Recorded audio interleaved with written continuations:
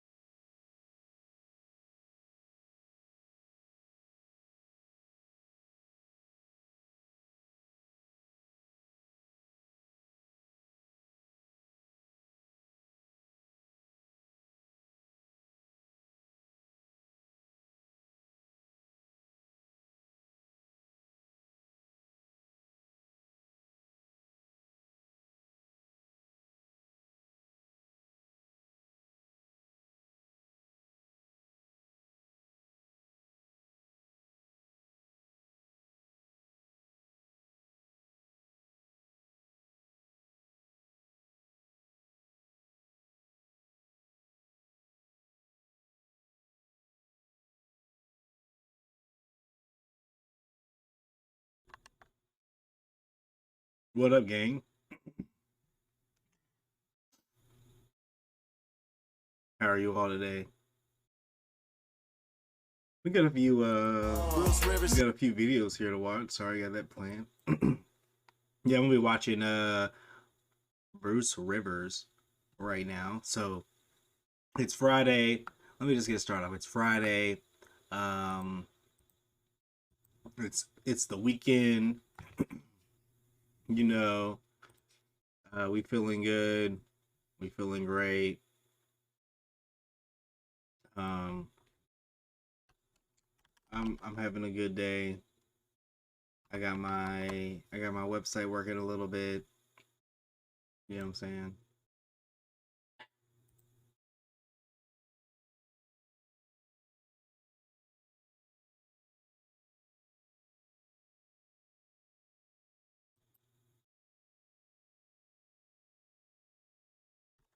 I'll be back. Let me check on Ollie.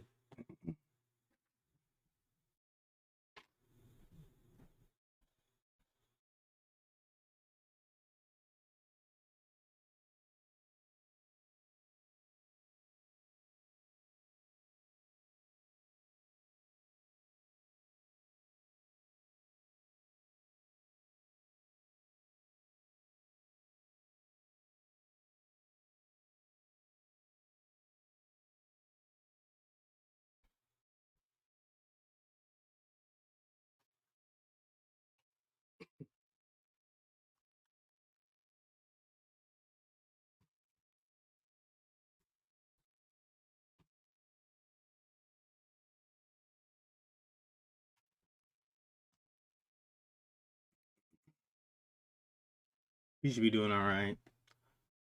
Yeah, I got my website working, which is something that I was kind of hype about. So we can now mint to, excuse me, I now have it where the community can now mint to my shared chain, which is good. And yeah,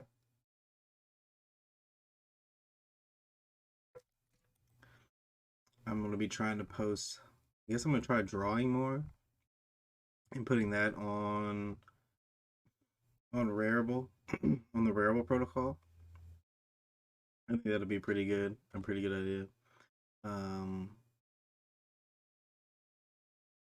Not really trying to make money off of it, but if it happens, it happens, you know.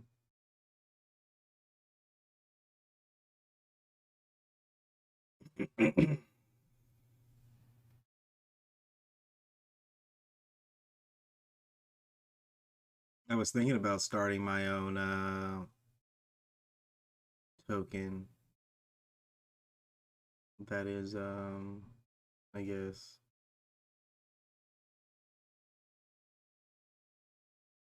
I'd probably just fork the 721 contract and then have it where like every time an NFT is created,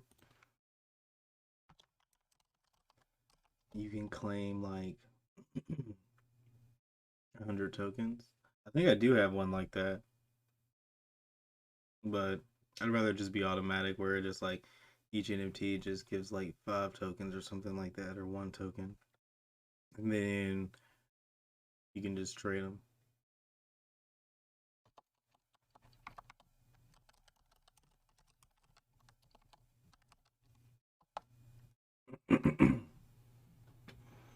I'd probably have that as like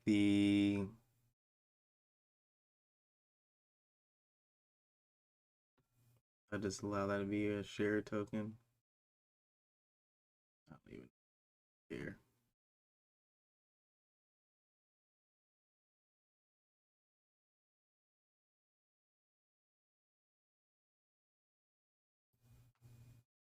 But I think I'm gonna start off watching Bruce Rivers. He's talking about will Johnny Depp receive any of the 10 million judgment from Amber Heard? I'm interested in what he has to say about that. Excuse me. Hope you are as equally as interested.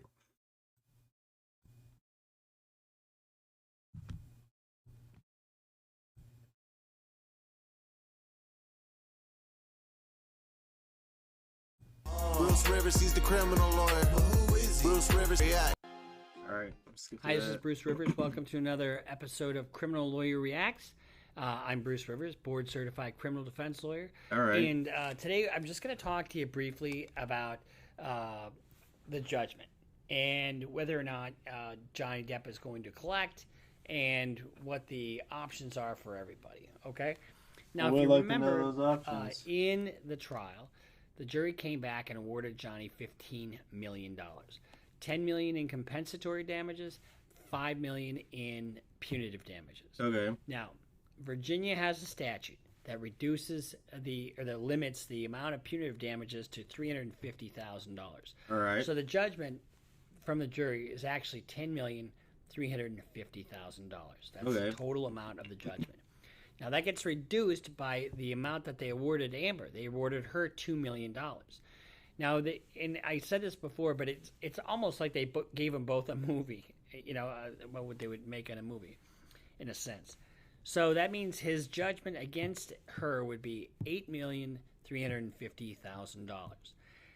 Now, she ain't worth that. I mean, she's got $7 million that she owes to two charities. Oof. She's got $7 million that she has got in the divorce. I don't know if she got any other money, but she's effectively in the hole about would be in the whole $8 million. Yeah, thereabouts. So what is Johnny Depp's? What are his options? Well, when she can't declare bankruptcy on this particular, because this is an intentional tort. It's an intentional. Okay, so bankruptcy. So it's not dischargeable in bankruptcy. Okay, so that's easy. That means she's stuck with his mess. All right, that's gonna be really bad. Because Johnny Depp could say, "Look, you know what? I've restored my name. I'm back in action. I don't need to collect." Because I mean, even though he's got a judgment, he doesn't have to enforce a collection because a judgment can just sit there. But the other thing he could do is he could start taking her bank account. He could start garnishing her future earnings. He could do all kinds of things.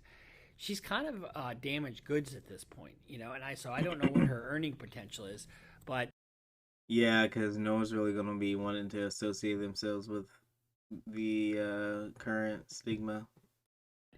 It seems to me, after all the crap she pulled on the stand that did not resonate with the American people and did not resonate with the jury, that she'd be almost unbankable. So, and she's going to appeal. The appeal isn't going to go anywhere. Okay. If she does, in fact, appeal. But they could strike some kind of deal. Okay, we won't collect the judgment if you won't appeal.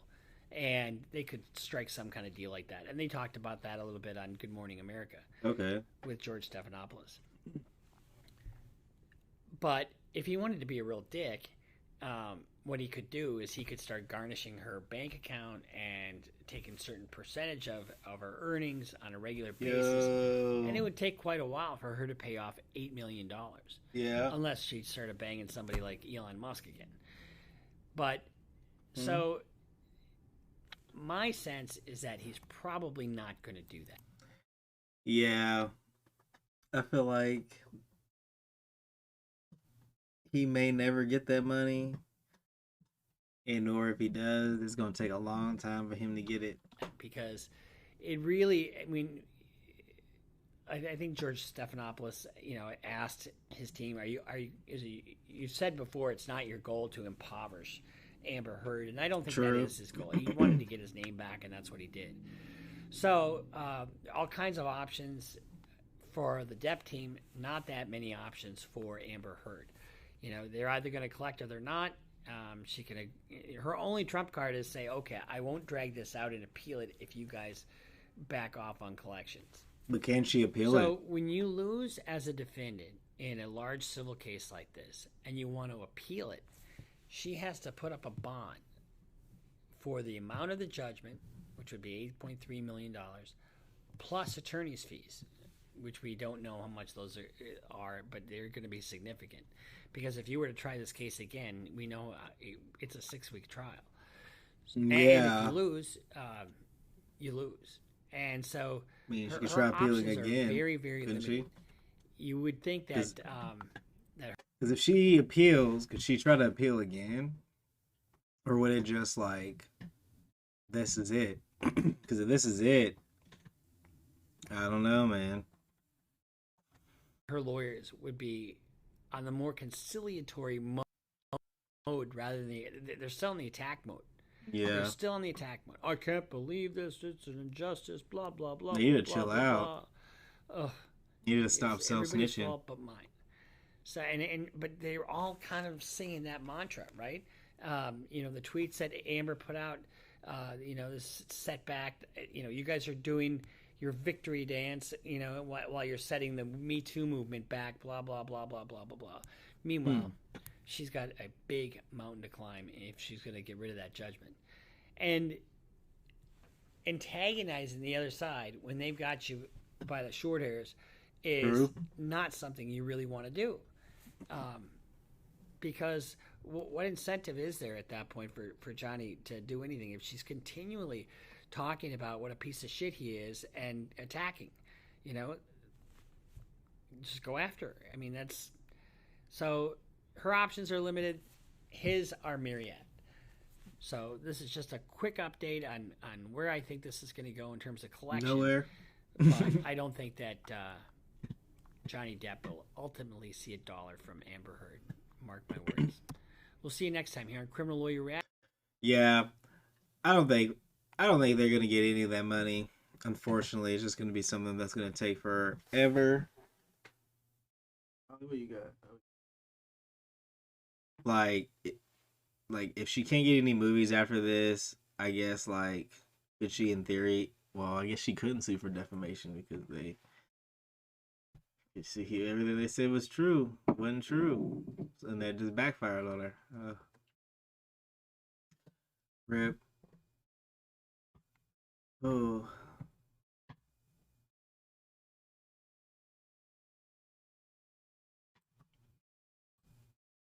It's just rough. This thing went on for 6 weeks, full energy, and then it's like, oh, can't accept the facts. I know a lot of people are interested in potential season 3. I would kind of like there to be two movies to this, and not a franchise. What's going on? I'm not sure if I want to watch this Omega level or if I want to watch the Insidious plot against Summer Inman or this Vice episode one. There's a couple of Vice episodes that I want to watch. Yeah, let's watch how Fiji became a cartel paradise. You guys down with that?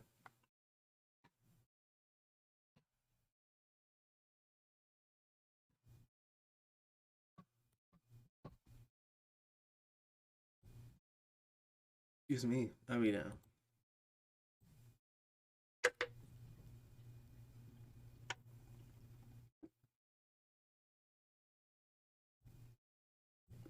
Rip. Let's get this thing going.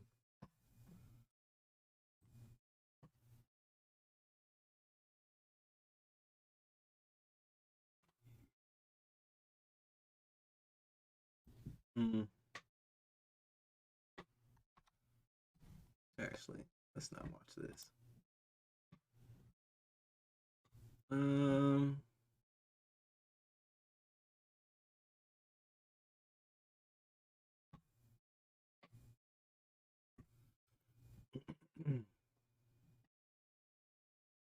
Don't have many games I want / need to play.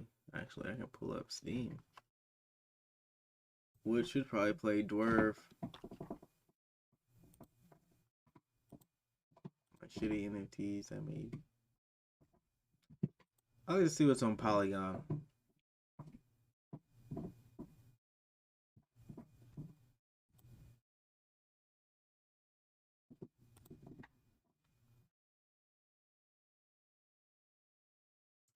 What's the most expensive thing on Polygon right now? This right here.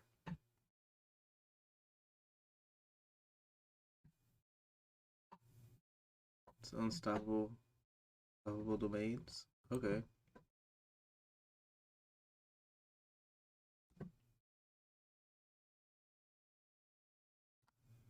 We got flipped real apes. Okay. Scary clown yachts. Okay. Dot dot dots. Okay. Okay.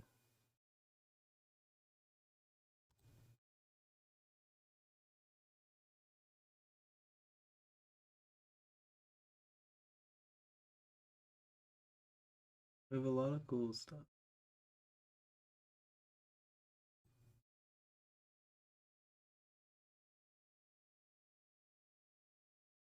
I'm trying to see what's free on Steam.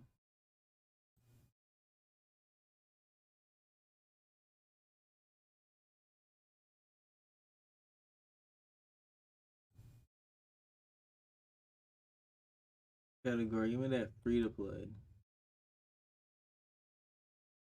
Ain't nobody trying to spend no money.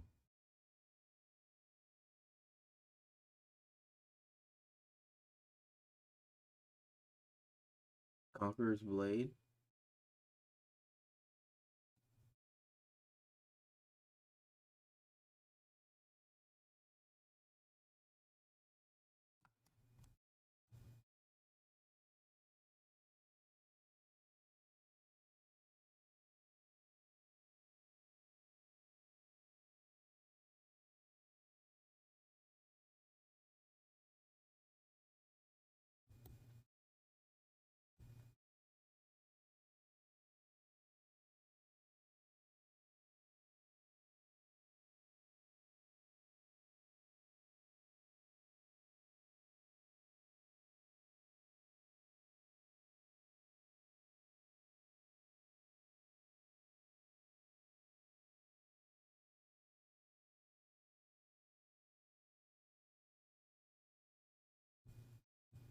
Hmm.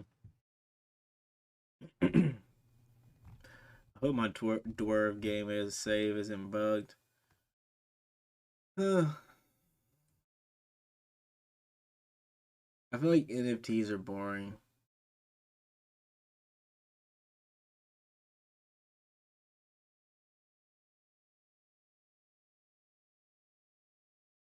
Everyone just posts art.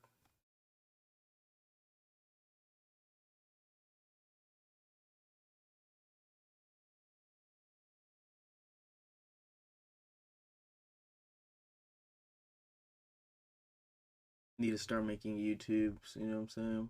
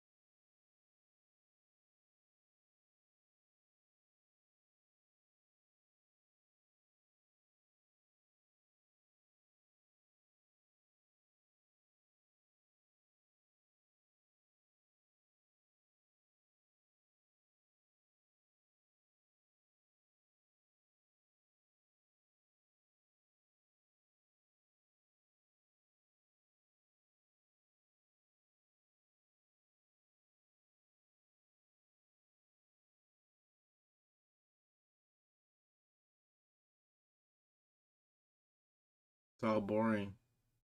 There's like some cool stuff, but I just don't like profile picture. I guess I don't appreciate NFTs, the art behind them. Like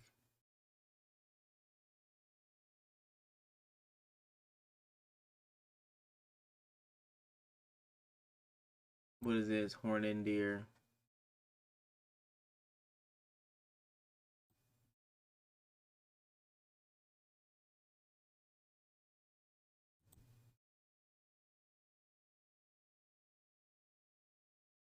Someone paint. Oh no, this is probably digital.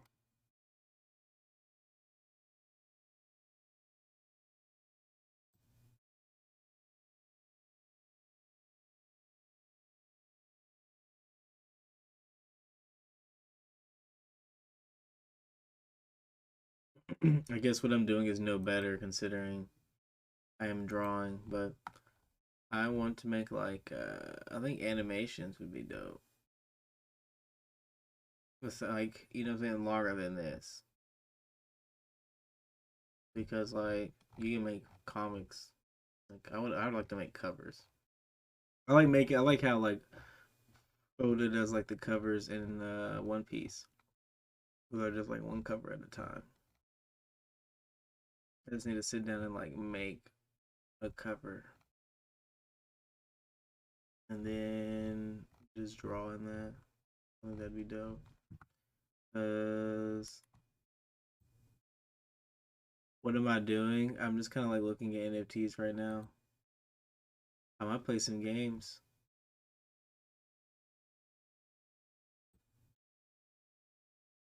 I'm just talking about everything.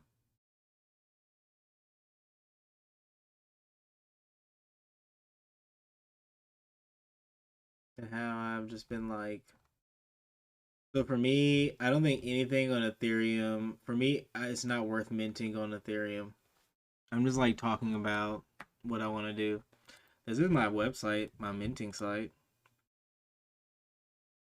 You can connect to it, pick the contract, you name, put a description if you want, put your external URL, put how much royalties you want, upload your image file. If you want to list it, you can list it. You submit. Boom, bada bing, bada bang. That's all there is to it.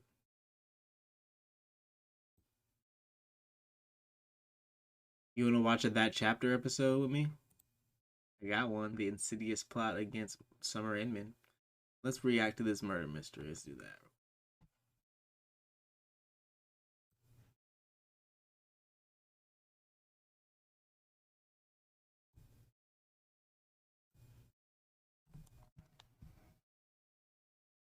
Ba-da-ba-bum-bum-bum.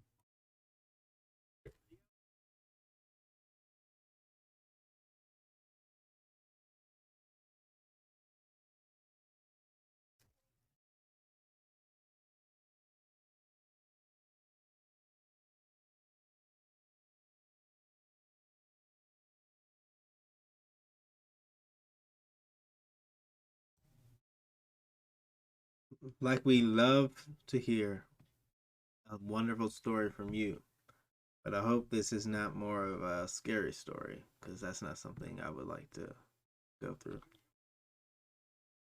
Oh man, you hear this?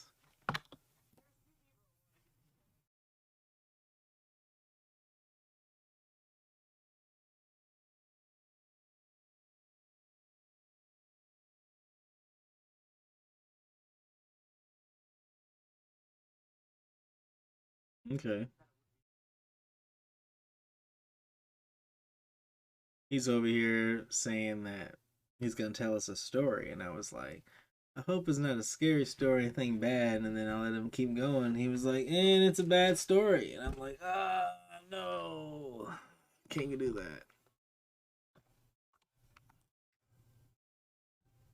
I disappeared by accident.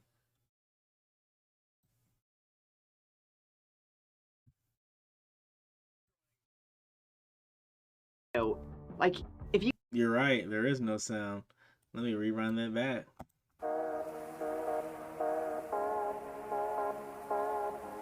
Hey you, and welcome. My name is Mike, and in this whole video, what I would like to do with you is to take you on a journey to Logan, Ohio, Pearl of the State. This is a story of summer in March, of rubbing up against in-laws and creating a bit of friction, and of just generally me telling you a story of what happened. Usually it's not something great. I want to give a shout out. You see, I was hoping he was gonna tell us a good story. That's what I was talking about, and he said he ain't about that, and I'm kind of sad. I was hoping he would tell us something nice in this chapter, you know, like some romance, you know, some a dog finds a bone and plays with his toy and they ride out. Yeah. Two before I get into this, that's these two. Despite the big happy heads in them, they were anything but. And they certainly are anything but today. However, as usual, there's always so much more to a story than I can fit into the intro. Because then it wouldn't be the intro, it would be the whole story. Let's give it a go.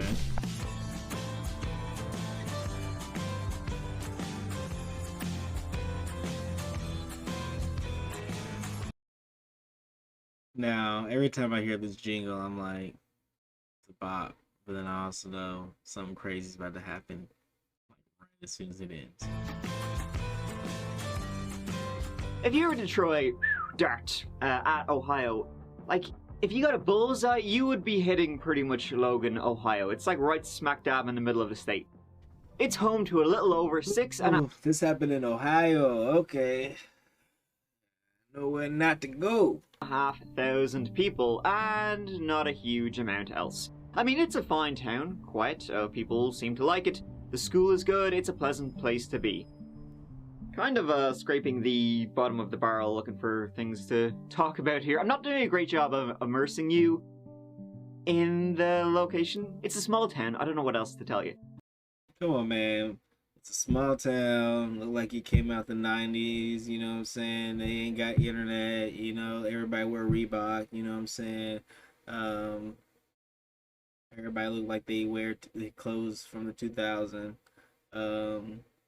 You know, just roast them up a little bit, man. Like, I come from a small town, like, it's backwards, it's weird. Everybody, you know, our town look like it's still in the 90s. All the streets are like 35. Sucks, you know? Everybody knows everybody. Literally. Although apparently it's a city, allegedly it's a city, we really need to tighten up. Hey. I had to. He obviously ain't been roasted before. And he's saying this town's a city. It's a town, boy. The definition on that. But in Logan, our story takes us. And it takes us to the Inman family. Bill Inman was married to Sandra, had been for nigh on 28 years in 2011. And they were a happy little family, the godly sort, faithful attendees of the Faith Tabernacle, before Bill decided to set out on the preacher life himself. Rather unsuccessfully. Alright. I don't want to be like that, but I'm just going to say, I feel like sometimes people who try to force religion down people's throat the most, I feel like those people maybe got the most demons. I don't know. That's just me. Like, that's all I got to say. That's how I feel about it. You know what I'm saying? People, you know, they the ones with the most problems. That's all I got to say. He did so when he decided to talk from his garage, and I guess people didn't really like that.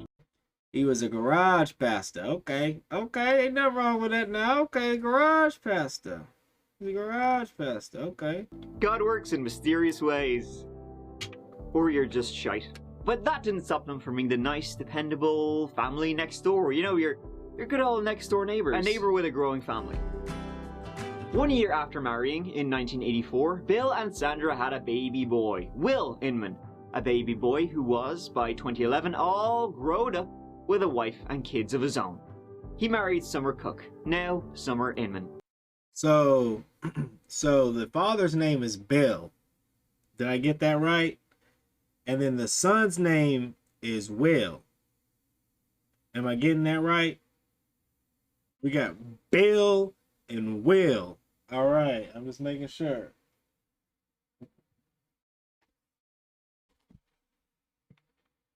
It's cold.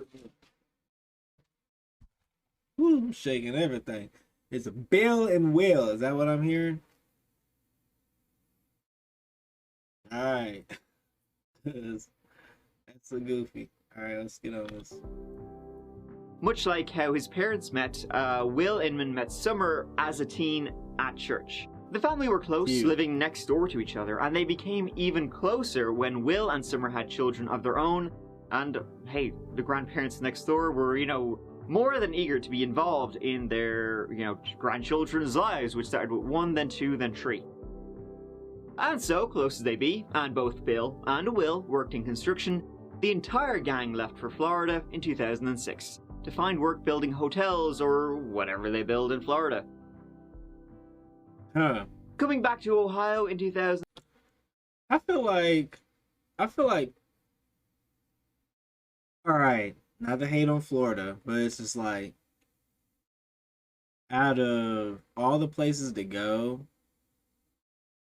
like yearly, or just for any place at all, or for vacation, to me, I feel like Florida is probably one of the last places I would ever want to go.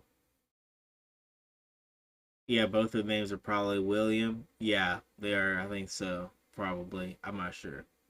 But I think Florida is probably one of the last places I'd go for vacation. Like, I'm not hating on Florida. It's just that I'd probably rather go to like California. There are way cooler beaches than what's in Florida. And there's too many crazy people in Florida. And it's just like, I don't know. I don't care. I hear about too much stuff going on in Florida. And I feel like when you go to Florida enough, you bring back that like that magic with that evil with you. You know what I'm saying? And just something about Florida. I've been there. I went. It was cool. Would I go back? I got my feel. I got my feel for it. You know what I'm saying? I went. I did my thing. It was cool. I went a couple times. You know what I'm saying? It was both free, and it was not planned by me. It was someone else planned it for me to go. But if I had my choice, I'm probably going to like California. I might go to Texas. You know what I'm saying? I might go overseas. You know what I'm saying? I might go overseas to a beach. You know what I'm saying?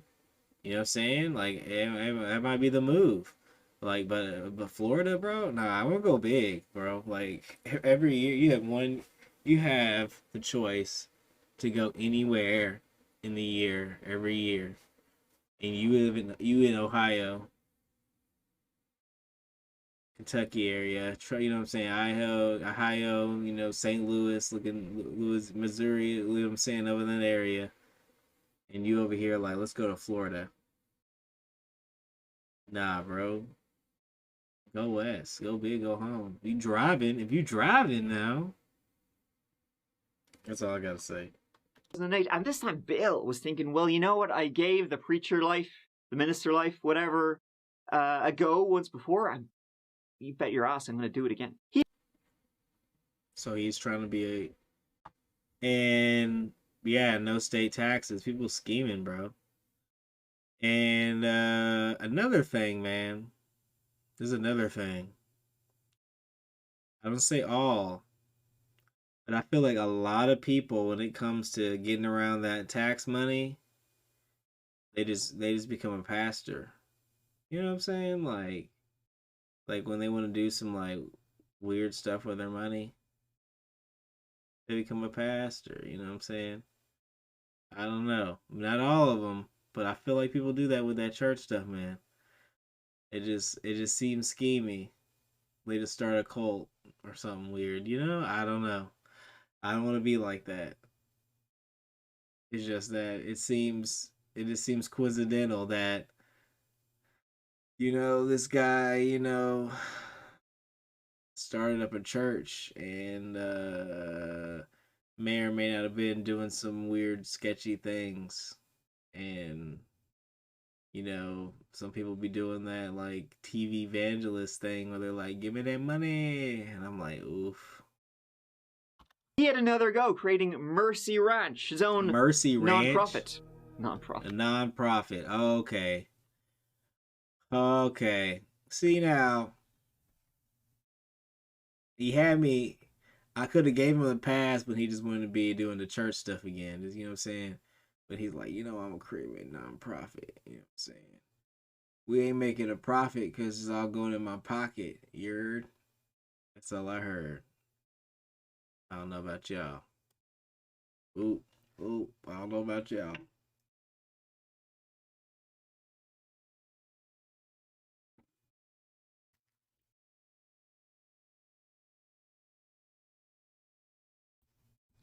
Wink, wink.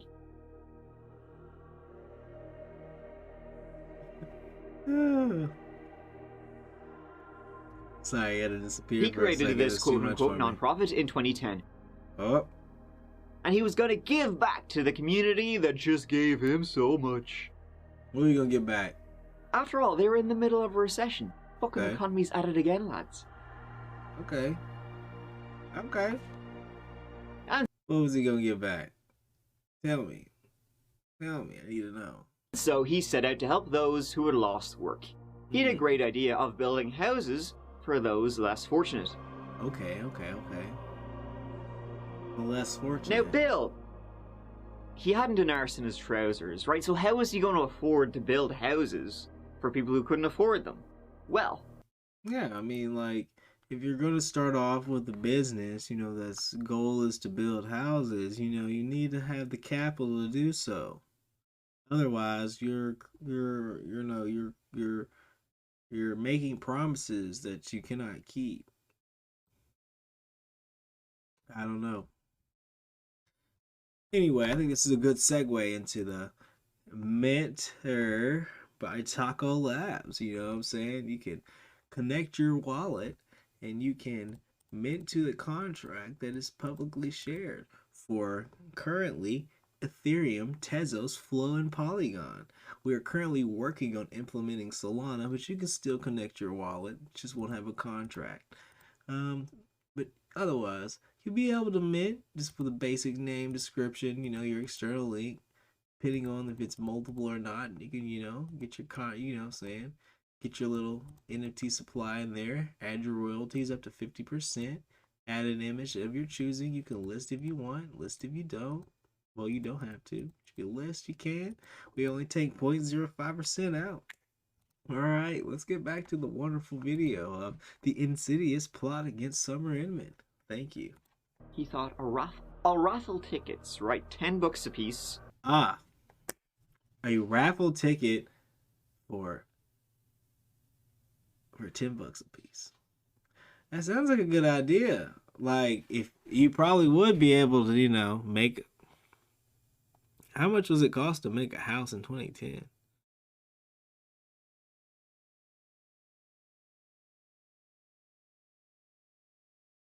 Like, if you made a small home, bro, this would be completely feasible with the raffle tickets. Like, you do like a $10 raffle ticket each time, right? And then you make like a small home for maybe like 50, 100,000, and you have 200,000 to like for operations. You know what I'm saying? You know what I'm saying? He could have actually made the houses. What is he giving away? So his quote unquote business is to, I guess, build houses for the people who are in need. That's what he's giving away. So, but instead of doing that, he tried to pocket the money and get away and continue with some illegal shish. But people, I guess, started catching on about him lying. Because no one appreciates a liar.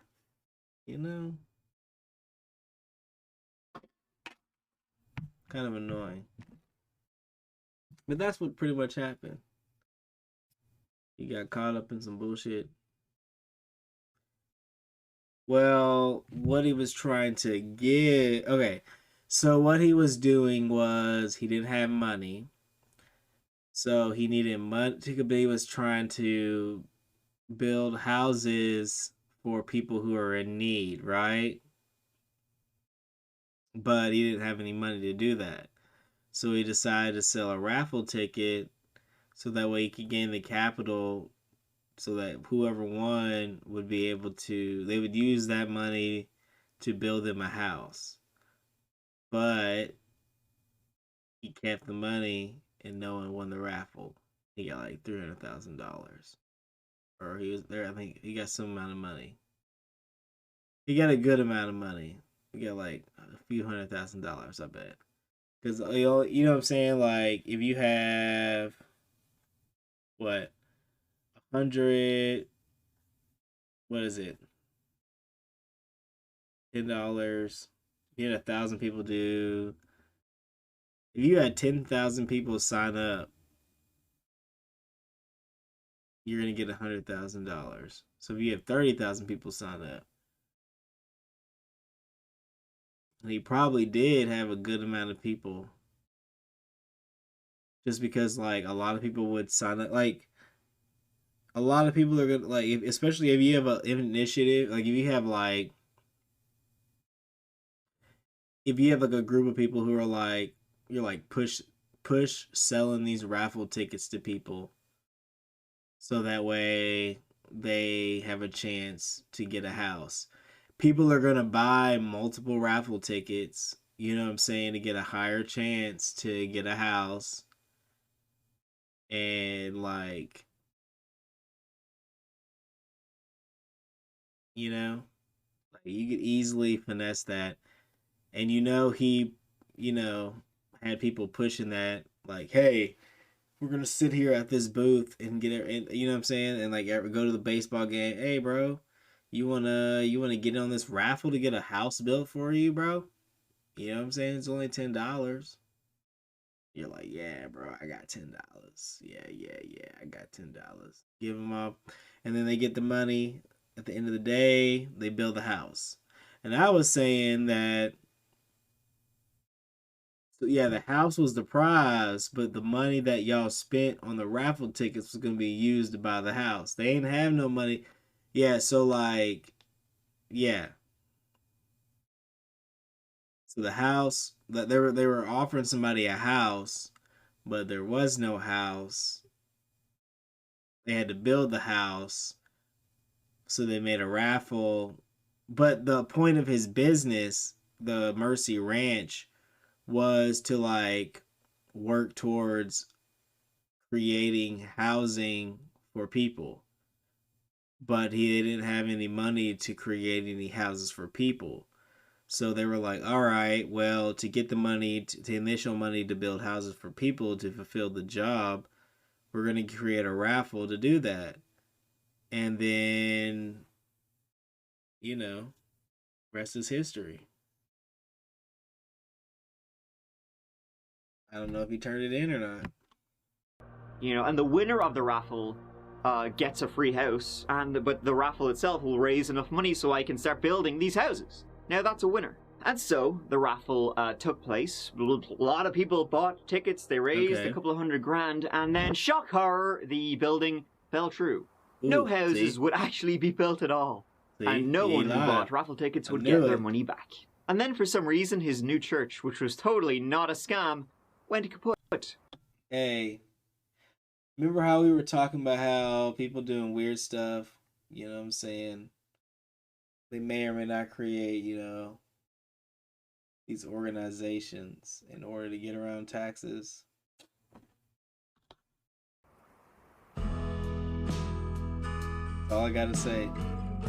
At the same time, Bill and Sandra were watching as their son's marriage also slowly went the same way. Bill and Summer were fighting. They were stressed, they were young, and Summer wanted out. She wanted out of under their thumb. Don't blame her. She wanted a life Will couldn't and wouldn't give her, and so she would take it. And taking it meant leaving Will after 6 years of marriage. In June 2010, she filed for divorce and took herself and her 3 kids to live with her parents. Summer kept a diary. She wrote in it intermittently, and in one entry shortly before she left Willie, as she called him, took that. She wrote, "I'm so tired of having to please..." Because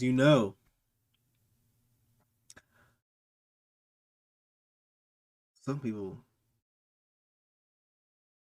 be young and dumb in the situation. And they just fight to hold on to things. And due to Will's family, it seems, being a bunch of scam lords, I don't know if he would have taken that very well. I don't know. Maybe I'm putting some bad on him. He just looked like somebody he wouldn't take that very well, you know. Her, leaving the house and going to move with her mom and dad. Everyone else, but leaving myself high and dry. Don't I? Wait, is this her diary? Hold on, let's run this back. So tired of having to please everyone else, but leaving myself high and dry. Don't I deserve to be happy too?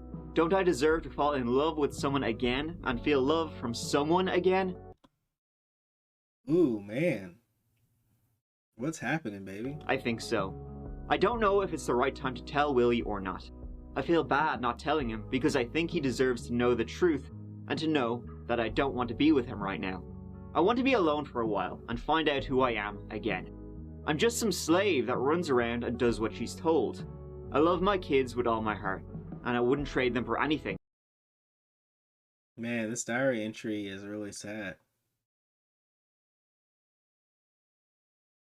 What are they putting her through? But I don't want them to grow up remembering their mom as someone that just did as she was told. I just don't know how Willie will react to all this. I don't know if he will get mad and try to take the kids and run, if he will threaten to hurt me, or worse yet, actually do it. All I want to do all day is cry and sleep. I just don't know how to get out of this situation and have it end well. Maybe by the next time I write, I'll have figured it out. Man, if this were a novel, like in a story, I feel like this was some horrible, this was foreshadowing. Not horrible foreshadowing, like it's bad foreshadowing, but like horrible foreshadowing that like something bad's gonna happen in the future, just because like how she worded that, she was all like, I'm not happy, and I'm not happy, and if I tell Will I'm not happy, he ain't gonna be happy, and if Will ain't happy, we all ain't gonna be happy, so I don't know what I'm gonna do. And yeah, I don't like the feeling of that. I don't like the feeling of this. But my goodness. Let's get on with it. They split custody to start with. She wanted her kids to know the in-man side of the family would only be fair to them, and at the same time she was free herself. She got herself a job working as a janitor at a bank, Century National Bank, in booming downtown Logan. She's planning on going back to school, and she's started looking for new... It's crazy, man. They in Ohio. Town look like it's straight out the 90s. Sorry. Love. And she found it with a new man, Adam Peters. Ooh, I bet he ain't like that picture right here. Look at that. Adam, boy, he all in a suit with Will's ex-girlfriend right there with the kids, boy. I bet he saw this picture, saw this smile right here. He saw this smile right here and this smile right here. He was probably big man, boy. Oh, Lord. He had moved, the work, following the work. As they say, I don't know, from town to town. And eventually he actually ended up in Logan working for Bill. Bill had hired him to do some kind of odd jobs. So, what you're telling me is Will is like Roy from The Office, where he had Pam, he had the bag, and was running towards the end zone and fumbled it. And then Adam, or Jim from The Office, came along and said, "That's a really nice bag right there. Be ashamed if someone didn't fumble it. Let me go ahead and pick that up and carry it right along. Ugh. Willie boy. Around the house, and that's where he bumped into Summer and then started, bumping Summer. Bumping Summer. Bill and Will, ex-husband, were not too keen on that at all. Oh, I bet they would not. I bet they would not be. You know what I'm saying? Especially they hired this young man out of come along and helped them with a few jobs, and then he just swooped in and swooped that gal up away from their family. Now I bet they was big mad. Having her leave all Willie boy alone like that now. What a shame. Just how unkeen Summer would find out in March 2011. What do you mean by that? What do you mean by that, dude?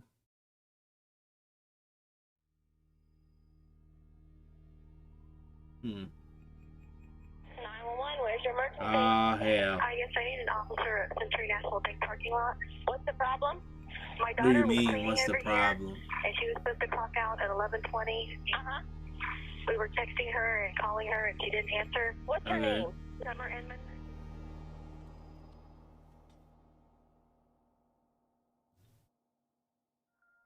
At 11:30 in the PM on the 22nd of March, a 911 call was made to the Logan Police Department. Right. See, Summer left her work right on schedule. Tick-tock every day, 11 p.m., cleaning up the place after it closed for the day.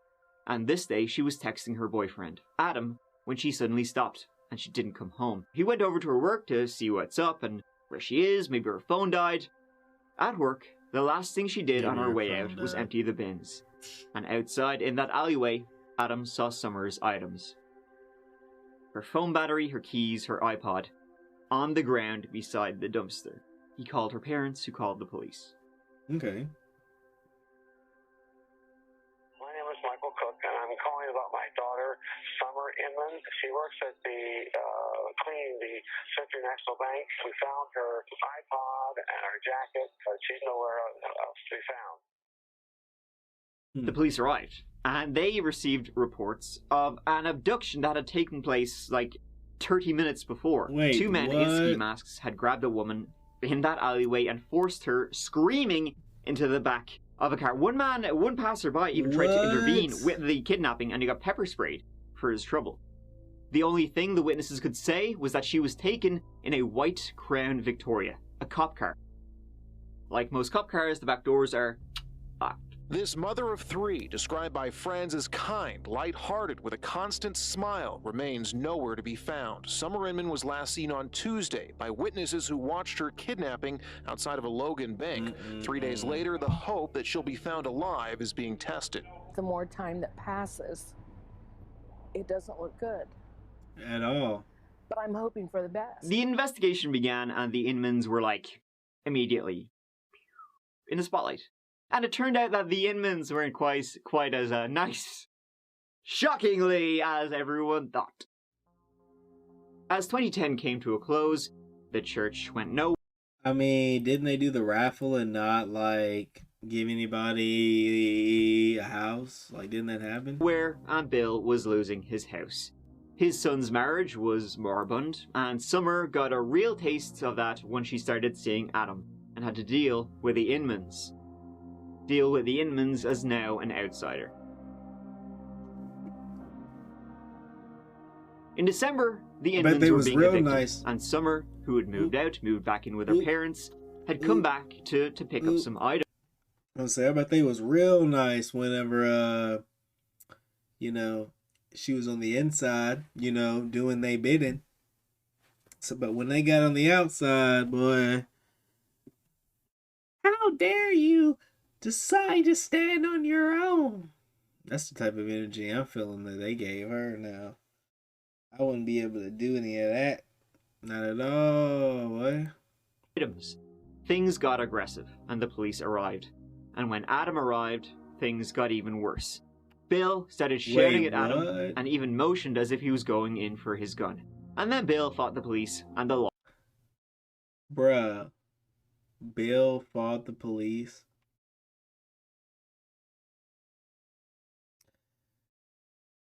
So they didn't have money, so they tried to scam. They didn't know how to scam, so they got evicted. They get evicted, and old girl's like, "Can I get my stuff from the house?" Goes to get stuff from the house. They try to fight her. Then her boyfriend comes over and it's like, "Yo, why are you trying to fight my girl? She ain't do nothing to y'all. Y'all need to chill out." Then the cops there, you know what I'm saying? Like, "Yeah, Bill, you need to calm yourself." Then Bill,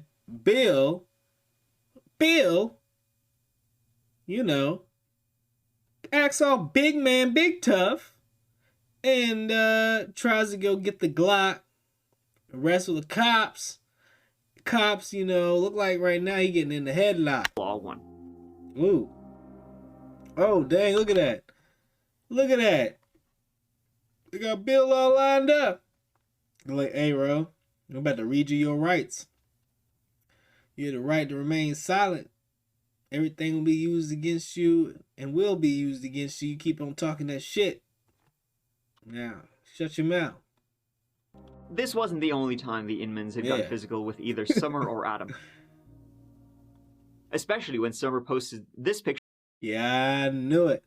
I bet this picture right here burned a hole right in through Will and Bill and Sandra, whatever her name is. Look at that. They got two. Look, she happy. She big smiling. Look at this boy, Adam, boy. Look at him. He got that big smile. Look at him. He got that big smile. Look at that. And the kids big happy too. Look at that big happy smile right there. Look at that. All that. Boy, he looking like, "Hey, I guess I'm here, cuz what's happening?" But damn, boy, like, what is up? I bet Willie was big mad. That's I know what's up. Picture of Adam and her with the kids. I guess Will thought Adam was the new daddy in town and wasn't best pleased. Yeah. Bill and Will were both domineering men.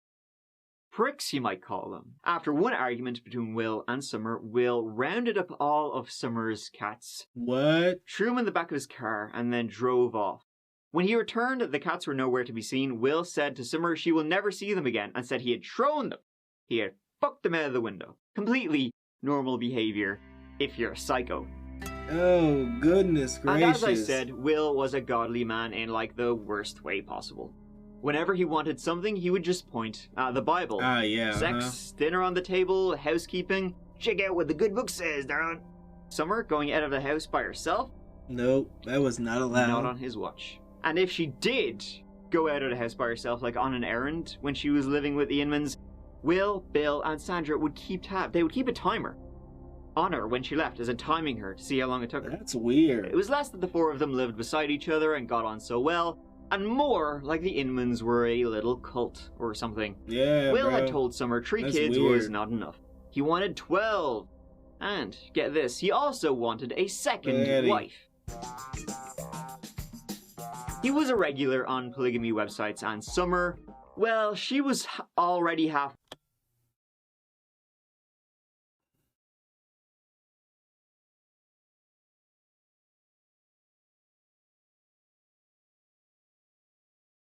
Bro, needed to chill out. He came out with that gem, so that gave her a little push. Yeah. And even though this footage exists, yeah, the whole I need a second wife and 12 kids, and I think when the relationship is already rocky, I think that's what I think that would push anyone out the door. That's all I gotta say. When the police went to speak with the Inmans about Summer's kidnapping, they were like, "What are you on about? It's all good, no. What are you yammering on about?" So y'all didn't y'all almost like we love shoot each other. them We're a happy little like family. a week ago? You know, when if they anybody's tried to telling get you stuff out? otherwise, they're telling stories. The Inmans had also filed false They're telling stories, right? child abuse allegations against Adam. You know, whole acrimonious bullshit. So they weren't really fooling anybody by saying things were great and they had nothing against Summer. Couldn't they get in trouble for making false police reports? Like, if it didn't happen, and they're the ones reporting something that didn't happen over and over again, couldn't they get in trouble for that? Like, for crying wolf or something like that. I don't know. And more importantly, Will said he wasn't in town when the kidnapping happened. He said he was in Cleveland with his parents looking for a house, which is roughly 3 hours away. They said they was in Cleveland. Oh yeah, dude, we weren't home. We were in Cleveland. There's no way. There's no way. See, ain't nothing ever good come from Cleveland. That's why I say ain't nothing ever good come from Cleveland now. Ain't nothing ever good come from Ohio. Let's be for real, bro. I'm sorry. I hope I'm not offending anyone from Ohio, but like, I don't like Ohio. I don't really fuck with anyone from Ohio. And I immediately think if you're from Ohio, you're probably up to something. I'm sorry. I've had too many bad interactions with people from Ohio. And people from Ohio seem to be up to something to me, bro. They seem sus. Yo, sus. I'm sorry, bro. Maybe I meet somebody cool from Ohio.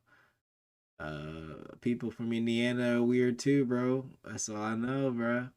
But all I'm saying is, it's just something in the air.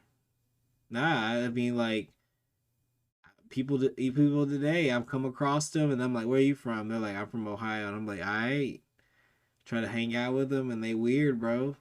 They just don't move the same. They move like I don't know, dude. They move like they're not interested. I take that back. The only one that I like from Ohio maybe is Kid Cudi. That's about it. But like, they just move different. Even people from like, I don't know. I'll stop talking, bro. But I don't know. It's just a lot of people. Like all I know is like, yeah, dude. But my ex girlfriend, their family came from Ohio too. Weird, man. All of them, their whole family came from Ohio, bro. They're all weird, bro. I just don't know, man. I just don't. It's just everybody from Ohio. They be on that weird stuff, bro. I went to Ohio one time with a friend. And we went to get food up there to see what it was like. And the people there were just wilding, just the whole city. Everybody was just doing some wild stuff. I was like, bro, I need to get out of here. I need to get out of this town. I need to go back to my hometown where it's safe. The car broke down, allegedly. Bill and Sandra backed up that story to a T. Oh, they backed up the story to a T, of course. The police kept options open, even looking into that raffle scam in case Summer had been kidnapped in retaliation. Yeah. That could have happened. We're very mad that you stole our $10 from the raffle. I am going to kidnap your daughter. Yes, yes. We're going to kidnap them and you'll never see her again. Again!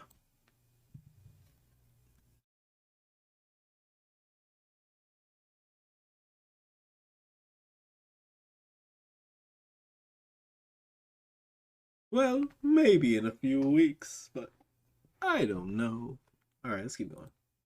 Nothing there. Will,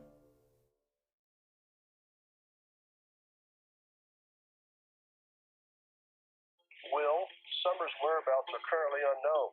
We don't know where Summer's at. Her family doesn't know where she's at either. Could she just be running around with a friend or something? Is he talking to the cops, bro? Yeah, this is probably him. I mean, This is probably him talking to the police. does that all the time. She used to do that all the time. You haven't seen her. You've had no contact with her whatsoever. You're saying she would just leave her kids for like days. Last time I find that hard to believe. I saw her, I believe, was Thursday morning when I returned the kids. Thursday morning when you returned the kids. Is that right? Okay. We're not in the Logan area last night? No, sir. I was actually... Can they just pick up their phone subpoenas and see the Wi-Fi locations of where they were at? Because that'd be like, yeah, bro, this would show that you and I there. But I guess that's more of a now thing versus like a 2010 thing. Cleveland broke down. Or has it always been a thing? I don't know. In the weeks before the kidnapping, there had been Okay. some court dates the police found out, and the judge had denied Will custody of the children. Ew, so that's a lie. So they can go back to your house, right? So, things were getting progressively worse. You know. Till this. And when the police showed up at the Inmans, in the drive was a white Crown Victoria.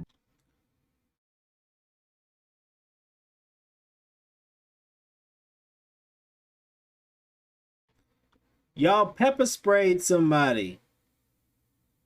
Y'all got in an altercation with somebody when you had this car.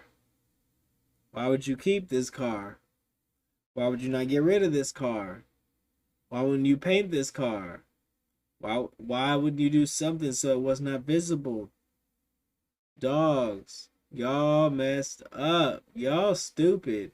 Bringing an unmarked looking ass car over there to do a job and leaving it in your front yard so when the cops come and because you pepper sprayed some dude and he after he saw you doing some dumb shit, he Exactly like the car witnesses said Summer had been taken in.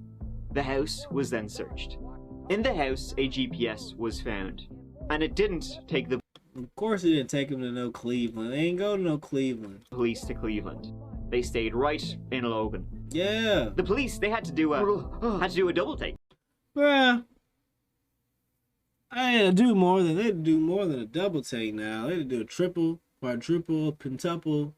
It's a whole bunch of takes now. It's all messed up. I'm cold now. Because the Cleveland story was just so believable. It was? I mean, they It had showed no... that they were in town at 5:30. Well, to be for real, without any proof that they, like, actually did anything, you know, like, they were doing a whole bunch of dumb shit, and anybody could have done something. It couldn't have just been like them. But it makes sense that someone maybe from that family, potentially the son did something because, they, because it was... she was, seeing somebody else. And then the GPS was turned off. The following morning it was turned back on, and they drove to a car wash and Y'all had the GPS on. thoroughly cleaned. So you had the GPS on. Then you turn it off. And then you turn it back on. And then you drive to the car wash. Why not keep it on? The car. Keep it at home. Go back home. And put the GPS in your car wash. So it doesn't look like anyone saw you move. You guys are wild.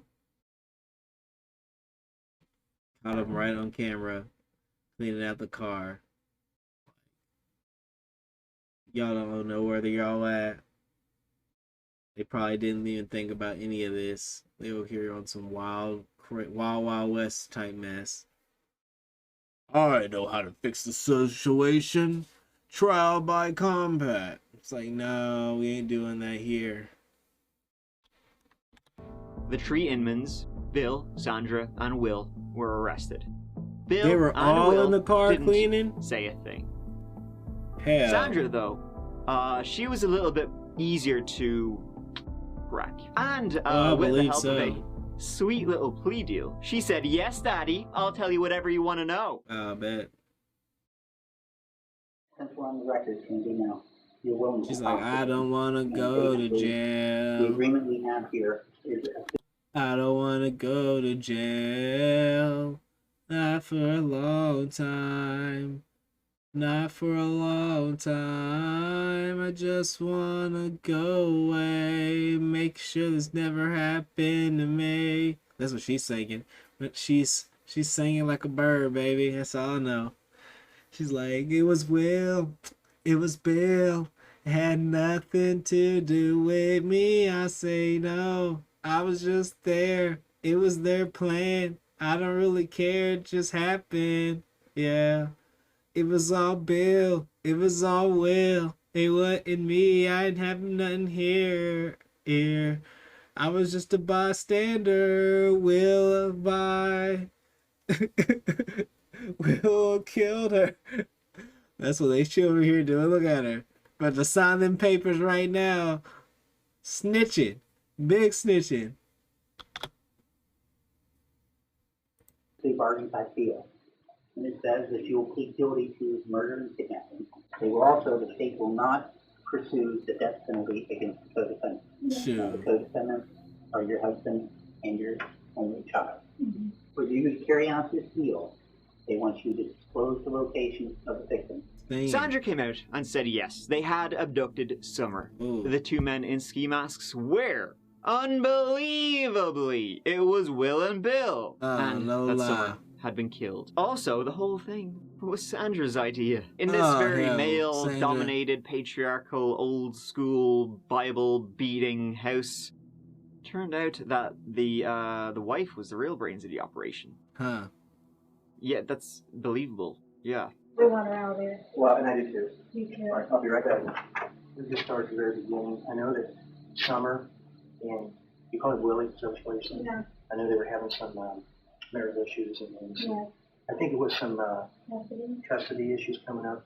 Whose idea was it to take her, to get her? I think it was probably my idea Oh, more than man. anybody, because I kept on and on and on about, why won't she work with us? We're only asking for weekends. Did you know when you kidnapped her that she was going to end up dead? No. Oh, Lord, no. Okay. I thought I could talk to her. Okay. So the whole thing was just to try to scare her, get some sense into her, and that's what. Yeah. In your mind, she was never supposed to end up dead. No. How much of that do you believe is true? Okay. You were just going to scare her.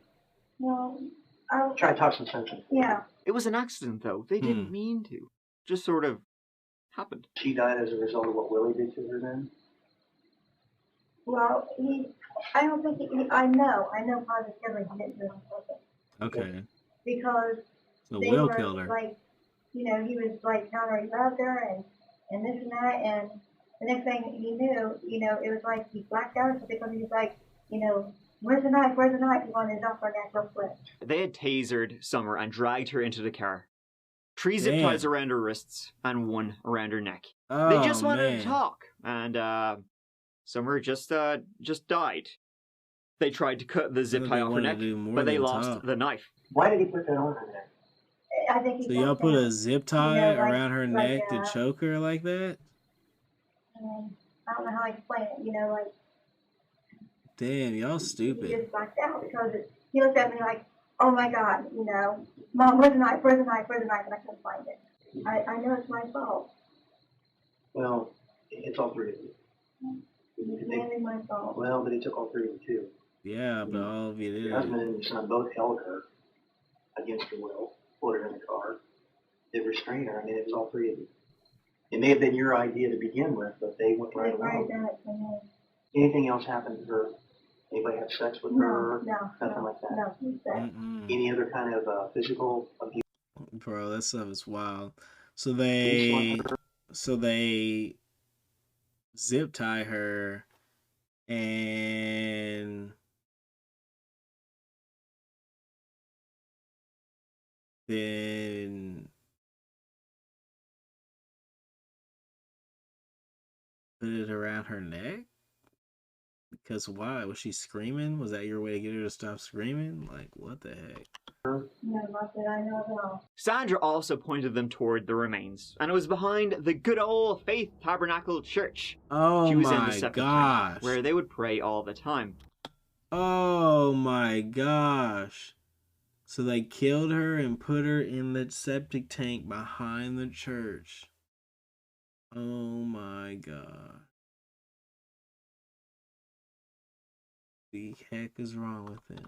Bit disrespectul of these so-called religious folk, But I think they were just using religion to get what they wanted. Yeah. From an early morning vigil outside the courthouse to a mid-afternoon berating of those charged, the Friends of Summer Inman came out in Logan today. We went to grade school growing up, went to high school, like ever, you know, and she was always a sweet girl, never had a problem with anybody. Late last night, police found the body of Summer Inman stuffed into a septic tank outside of a church. The mother-in-law, Sandra Inman, told police where to find her. She, her husband, and her son, both named William Inman, are all charged in the disappearance, and murder charges could soon follow. All were arrested and charged. Good. At trial, Sandra really tried to take responsibility for everything that had happened. It was her idea, and that her and Bill had twisted their son, Will, into doing it. She, whether correct or incorrect, believed that at the point before this happened, those children were being harmed by, not by Summer, but by the person that she was involved with for a period of time, or perhaps concurrently with this, Adam Peters. Right or wrong, Sandy Inman believed that those children were in danger, and combined with the fact that she did not feel that... But the police went multiple times and saw there was no abuse with them. So what the heck's going on here? She was able to reach Summer to convince Summer that the children were in danger. That is what led to her participation in this evening that went just painfully awry. She sits here today accepting responsibility for her own actions in that. She understands that although she never intended harm to come to Summer, that our law causes people to accept responsibility or holds them responsible when they join into felonious activity that ends in the result of another. Well, I mean, you should the accident angle really didn't hold up, though, because why the shit would you put a zip tie around somebody's neck if you didn't intend on harming them? The only purpose in putting a zip tie around someone's neck in that fashion is to kill them. Summer Inman's death was purposely inflicted. And it seemed like Will was a piece of shit, so it's hard to believe it wouldn't have been mainly his idea. Sandra, due to her plea deal, got 15 years in prison. Dang. Sandra finally apologizes to Summers. This was never supposed to happen, ever, never. It was just that. I love Summer, and I want you to know how sorry I am. They do not care. Both Bill and Will got life without parole. Good. A tragic story of Summer who just wanted to, escape an extremely abusive, controlling family and just get her life back. And they weren't going to let that happen. If they couldn't have her and the kids, well, no one could.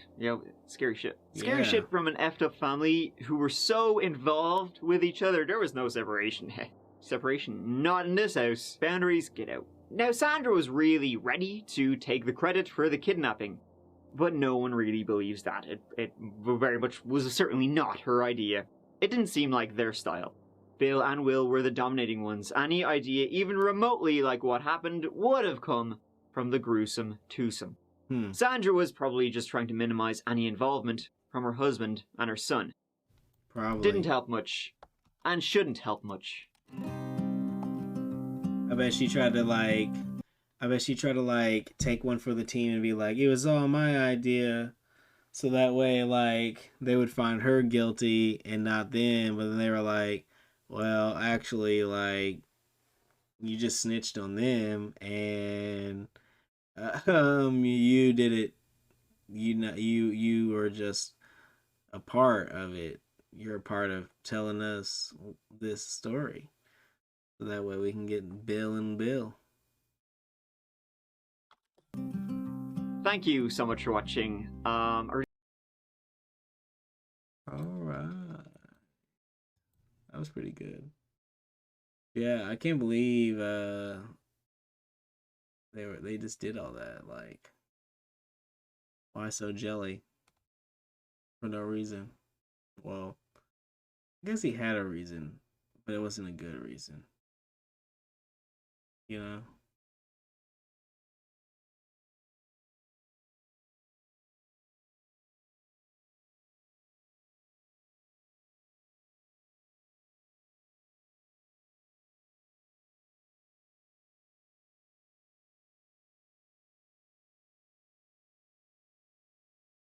Ooh, let's watch this. Is the universe developing consciousness? The Joe Rogan Experience. You think? I would like to know that it'd be cool if the universe was developing consciousness. Because you almost think that like cells created us, we could be like turning slowly into the consciousness of the universe. As the cells slowly turn into the consciousness of mankind. Think that this is a process that is leading towards what? Do you extrapolate? Do you really think that, like, do you wonder like what humans are actually doing, what consciousness is actually doing, why the universe has this as a tendency or as a law? Yeah, no, it's I think it's the most mysterious question there is. So is there an ultimate goal? Right. What I do think is that this increase in complexity is inevitable, but like I said, it's not this straight march of progress. There's like constantly these challenges. There's massive existential challenges, and that is the only thing that pushes us to create solutions. So there's this principle in the book that I call Popper's principle, named after philosopher of science Karl Popper, and the idea is that so that our challenges are what force us to find solutions. So if progress is going to... Well, you would think that like as long as we have issues in the planet, then that would drive progress, because we're always people who don't want to have an issue anymore are always going to try to like, solve and fix or something. And as we progress and fix one need, we're going to create a need in something else, To always continue, that means the challenges won't stop.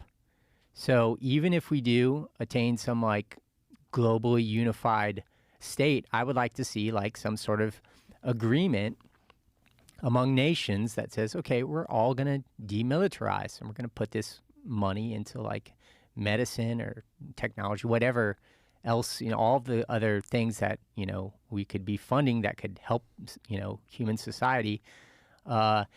And, we could have something like that, but there could still be like pandemics. There could still be someone crazy that takes over and starts to, try to reverse that. True. So the point is you can never reach a utopia.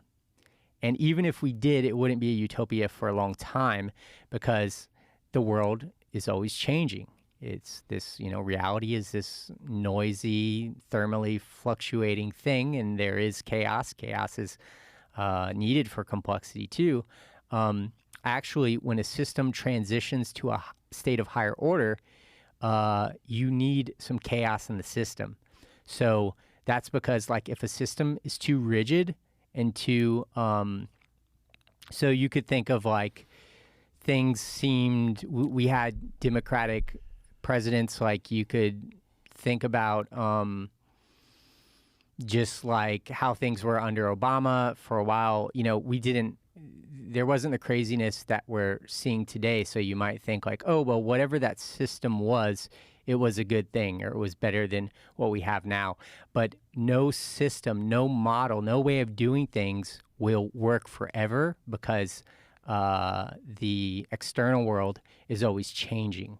So facts, there's always an update. There's always a better way to do something. You could be doing something one way for a million years, and then they found a way, to make it easier. Like, people were riding on horse and buggy forever, but then they were like, what if we add a motor to the wagon and we create a car? Now it's a lot faster to, move things by car than it is by horse and buggy. Well, to use the car more, you need to have better roads. Well, then to have better roads, you got to build some, you know what I'm saying? Like, I feel like as we progress and we build upon stuff, I agree that it's always going to be, we're always going to be looking for a new way to do and or accomplish something. So we're always going to be going through these cycles and phases where we have temporary stability, But then the system needs to change. And I think right now, when we're seeing all this chaos, it is indicative of what complexity scientists call a phase transition. And so basically, the chaos is basically the system screaming for change. So you see all of this chaos, and that provides, it creates flexibility within a rigid system that allows the system to transition into something new and higher. Okay. Better. So you think that this is a function of the universe, that the universe has a tendency towards complexity and that we are one of the driving forces of this? Yes. So we're a biological driving force of a greater law of the universe. Yeah. But what do you think the universe wants? Like, what's the ultimate goal out of this? So, you know, when you talk about what the universe wants, we're already getting into like a little language trap, because are we saying that the universe is conscious, that it has a conscious intent? I don't think so. Well, let me ask it in a different way. Okay. Where do you think this is going? Well, no, so it's good to kind of break that down and be like, does the universe have a conscious intent? So I don't think it does, but I think it has sort of design. And when I say design, it's something that's not mystical. I'm saying that the laws of physics are such that complexity increases, and the universe does have something like a goal. So it may not have a conscious intent, but life emerges inevitably, and that the laws of physics play something analogous to DNA in an organism. So the laws and constants of physics are sort of cosmic DNA that ensures that this evolutionary program plays out. So maybe the universe is moving towards something like a cosmic attractor. And an attractor is a term that physicists use to describe a state of order. So, for example, when you take the stopper out of your bathtub, you will get the formation of a whirlpool, so you get this spontaneous order. Where gravity is attracting the water down the pipe. So you have these attractors, which are basically kind of this goal state of a system. In living systems, attractors are basically states of stability that the living system is trying to maintain against this second law of thermodynamics. And so it seems like cosmic evolution is a process of generating increasingly complex attractors. So when I say that, there are these evolutionary transitions, which are versions of phase transitions that I just explained. So if you look at the story of the universe, it's a story of nature's simplest parts coming together to form larger functional wholes. So atoms come together to make molecules, which come together to make cells, which come together to make multicellular organisms, which come together to form societies. And now we have something like the emergence of a global brain, which is the network of humans connected by the internet, as well as AIs. And so when humans leave the planet, like people out there like Elon Musk with SpaceX are trying to get humans off the planet, I'm saying that that's part of this natural evolutionary process. It wasn't just like a decision someone made, or something that we decided to do because we're clever or something. It's actually baked into this process. And that's because if life is going to continue to persist, it has to get off the planet before its star dies. So it creates like a game clock that forces life to spread. What is the end state? Maybe something like this cosmic attractor, where some very legitimate scientists have speculated, people like Paul Davies, Ray Kurzweil, as a technology guy, may seem, futurist, may seem a little bit more out there, but there's this idea that, the universe is evolving and waking up, and that there could be this integrated state where something like a cosmic mind emerges from this process. Is it an egocentric way of looking at consciousness to think that the universe is waking up? I mean, we are this tiny speck that's riding on one planet that is but a molecule in the vast infinity of the universe. Yeah. For us to say, oh, one day the universe will catch up with us. I mean, it would be cool to think that, like, maybe the universe is conscious and we are either developing the consciousness or we become the consciousness.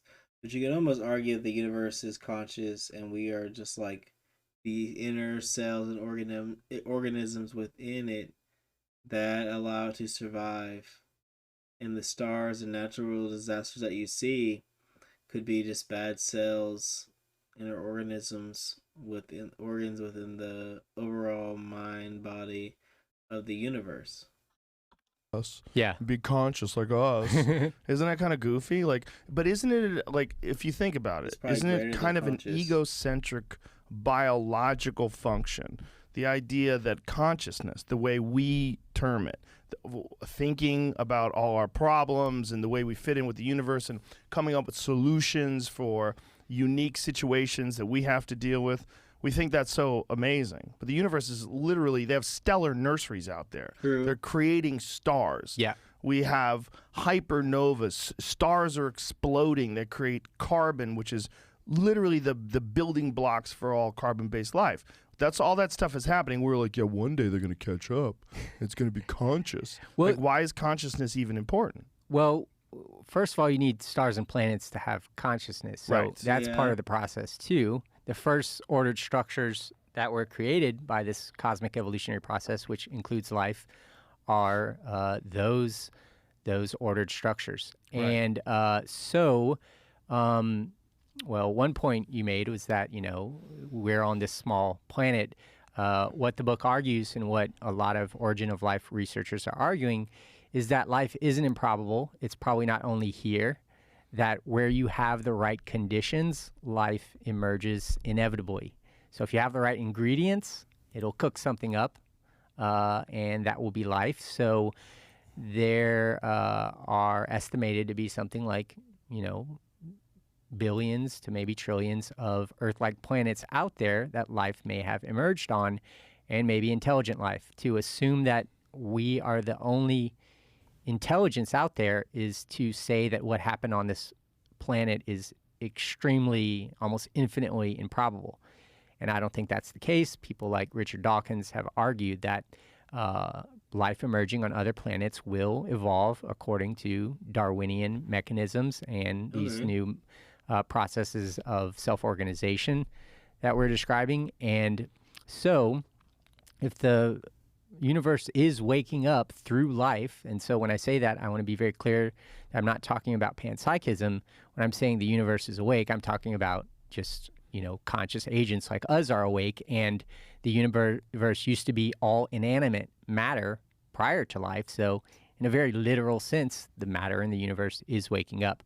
So if there is this process and we find ourselves on this planet at this point, it's of course going to look, you know, like there's not much other life out there, and that consciousness doesn't have this cosmic significance. But that's just how it looks right now at this stage.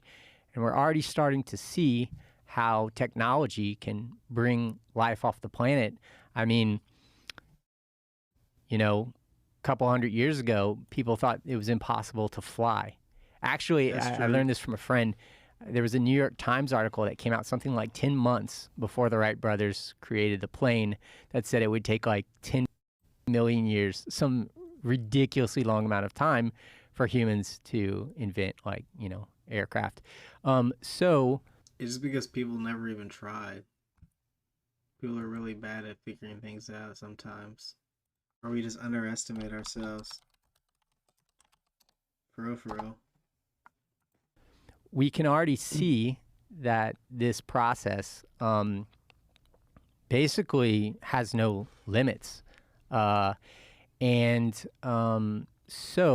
the other thing you said was that, you know, is it kind of like anthropocentric to like, you know, people think we're projecting human qualities on the universe when you say like maybe like the universe is waking up, but I think that's a mistake to talk about humans as if we're not part of the universe. We're part of that physical system. Part of the universe. So I don't think it's right to be like, oh, consciousness is something that only, you know, applies to humans and it's this like quirky thing. We are part of the cosmos, and you can't strip away consciousness from the description of the universe without taking away one of its most interesting aspects. I agree. Hold on real quick. Let me get my iPad.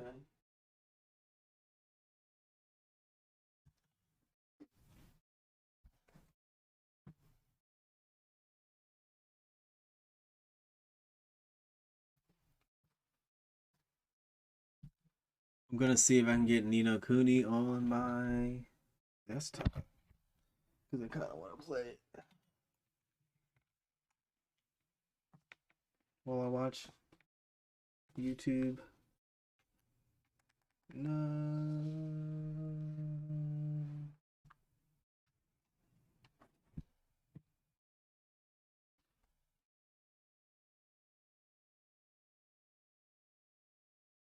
That is good to. This can't be true. Not today. Not forever. It's okay.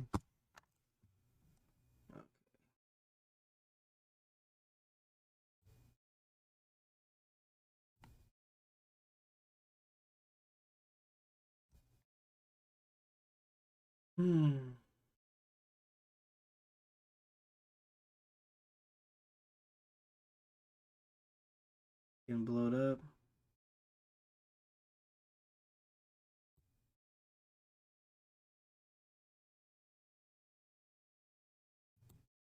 Listen to some music.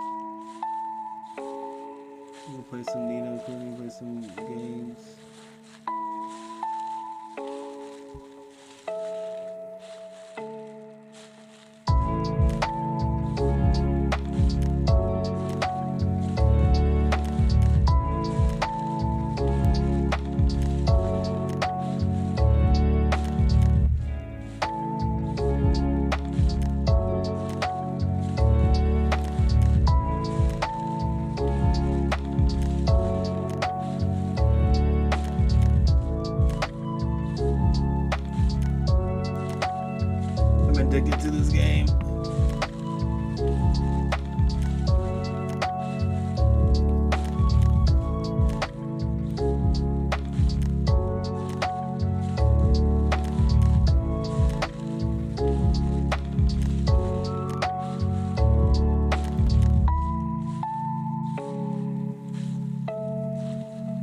Let's see how long I've streamed it.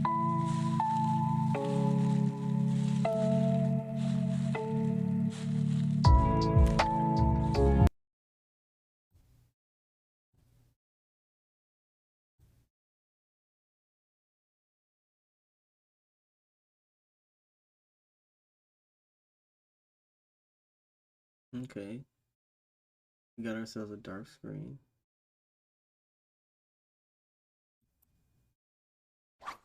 Net marble.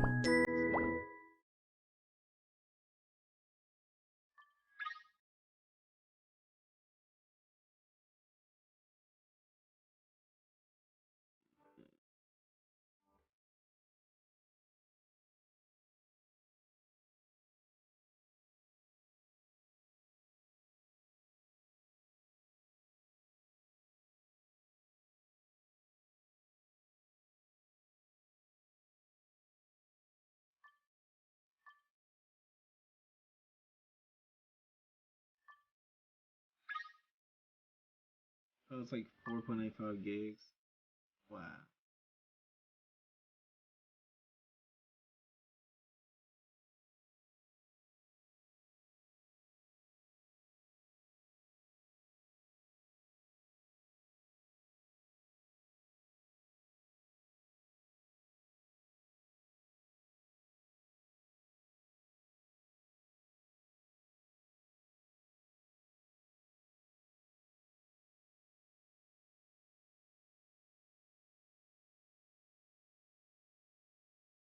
Okay.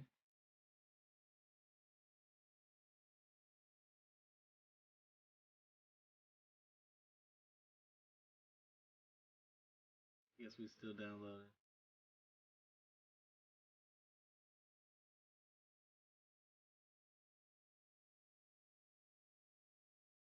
Oh no, the game froze on me. Well, this did.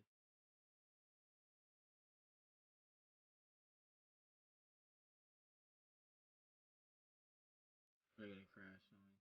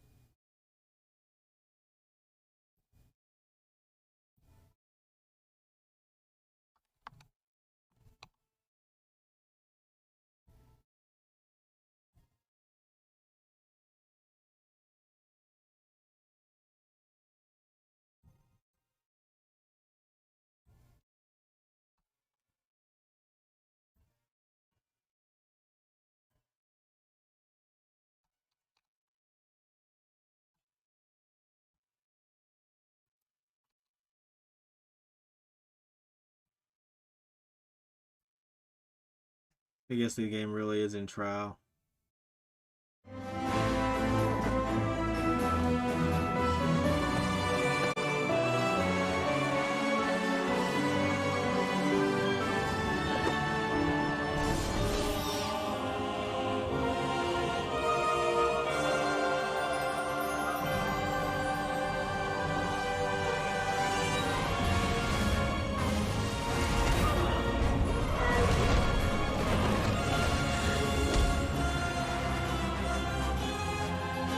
That is cool.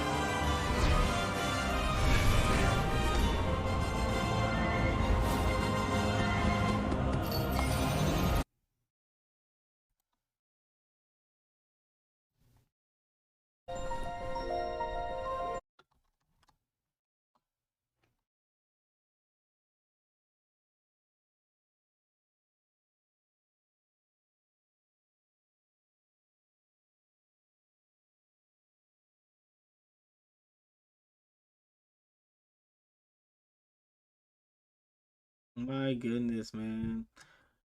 Always winning. I guess I'm just gonna watch like I guess I could just put like watch some YouTube. We can look at NFTs while it waits. You do that, guys? It's like frozen anyways. My NFTs, all the stuff I make. Do a draw and use AI. You know, I do it on this right here, mint it right here, my Minter. Very basic, minimalistic. I'm gonna be making it cleaner as I can.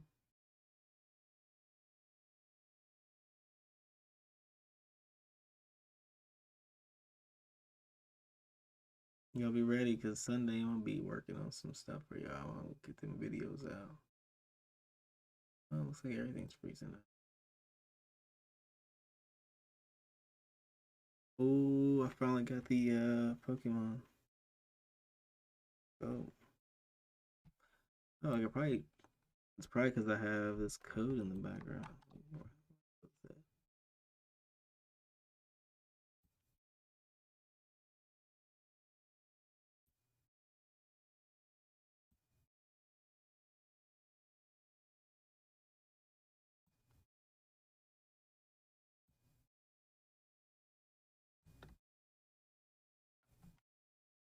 We're almost out here. We're almost out, y'all. No, I am probably gonna mute the game music and play my own music.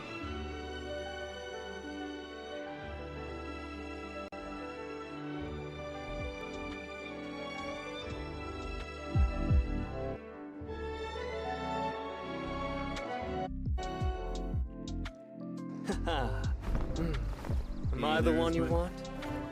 Oh, there's my character. Ready? Let's go.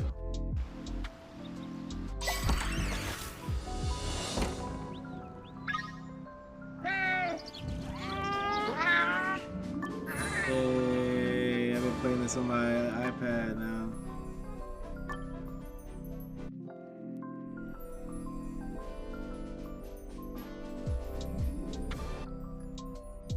Put the music on for now. Okay, so WASD. Okay. Let's travel, bro. Forget any of this. I'm playing this on my iPad. I'm ready to go off. Things like that.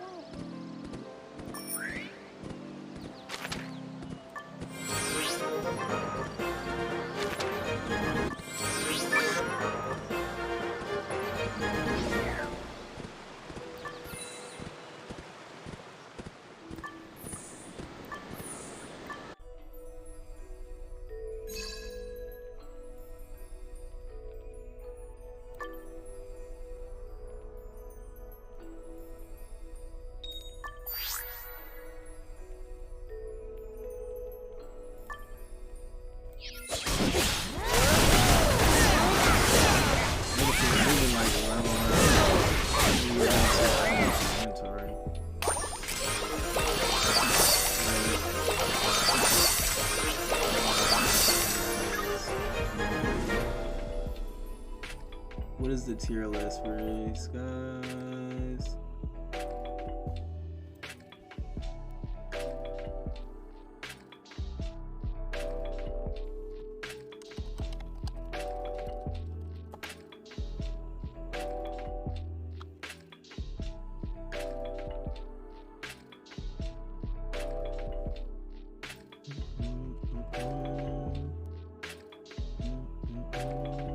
Oh, Splisher's good.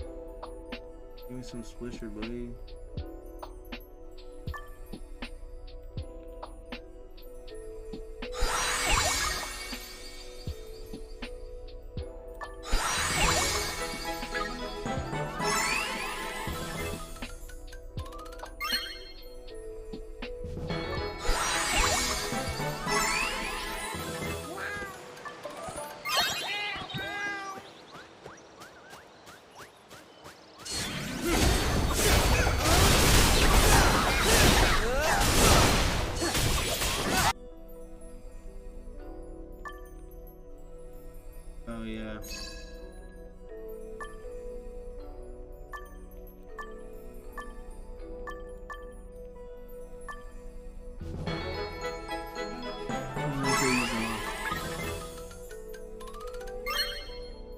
probably just break down a lot of this stuff. A lot of it. My mic's like right in the way of the movie.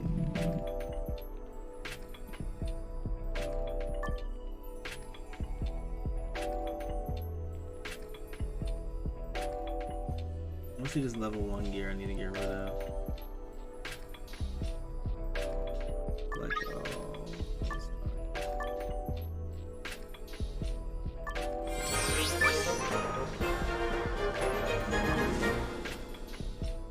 I don't need anything.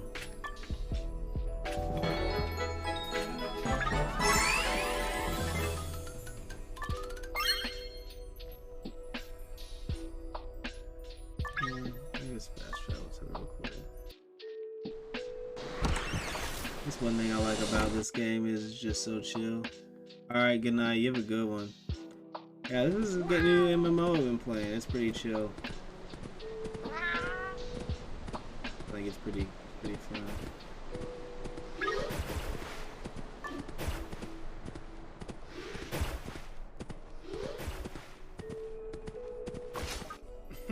Thank you.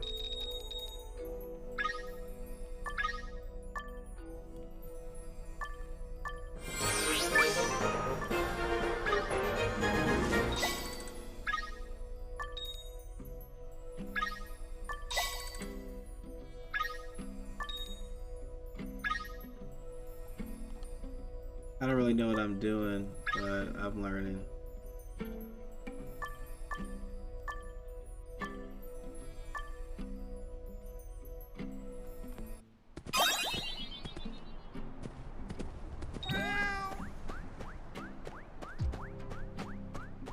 Oh yeah, I can't do anything.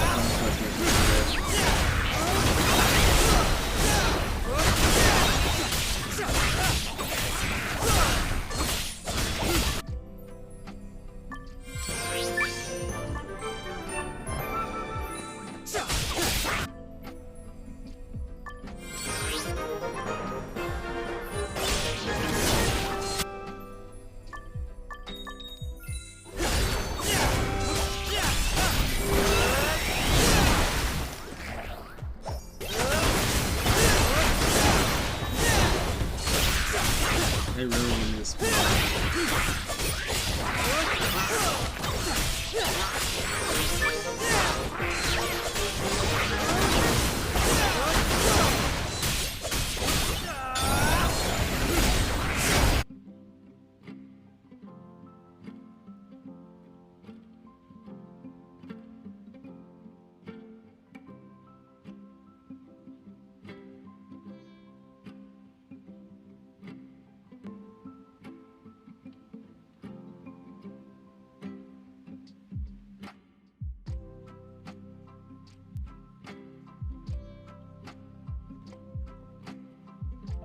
Oh man, I unplugged my iPad.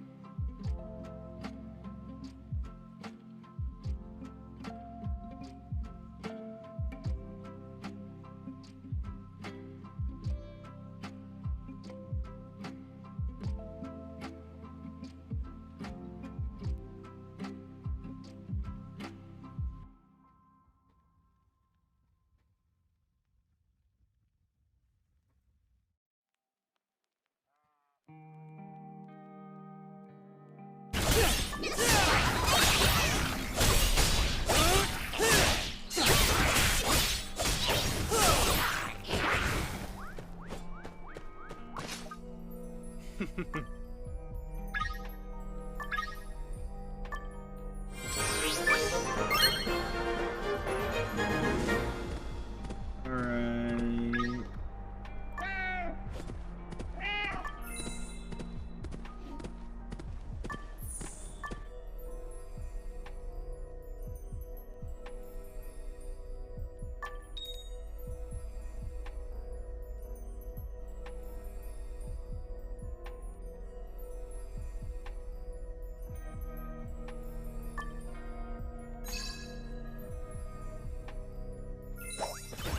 Yeah, so go ahead.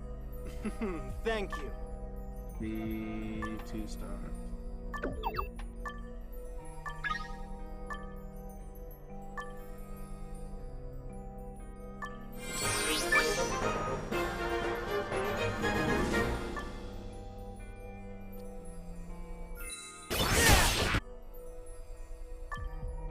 I always forget about.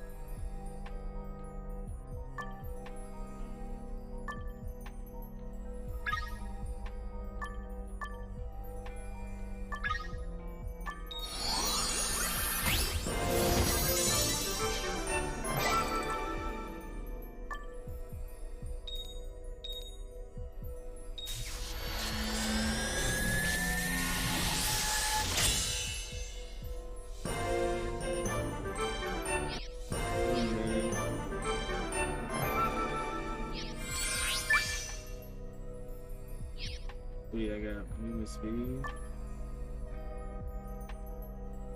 Let's go! I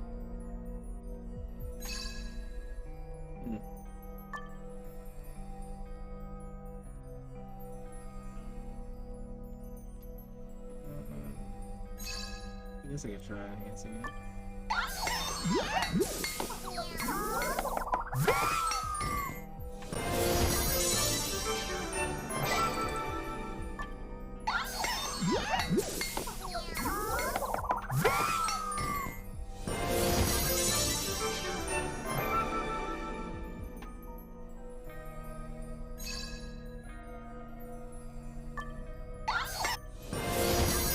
Let's go. You know what, I'll go ahead and get my gloves on.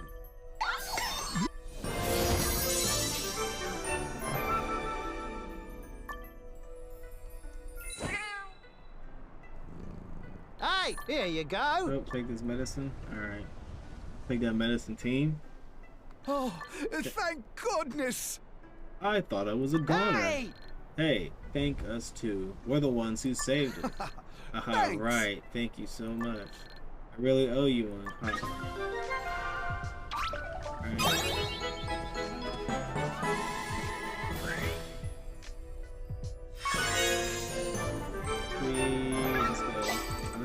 Alright. Thanks for the help. Thank you for Let's the help head back. again. Alright, let's head back to camp. Can't sit around Oh, surrounded by monsters or that. Yeah, that problem maybe I hurt my leg and can't put my weight on it. Just like you said, we're surrounded by monsters. You won't be able to fight if you're carrying me. Right. So what should we do since you're hurt? Alright, Don't forget. worry about it.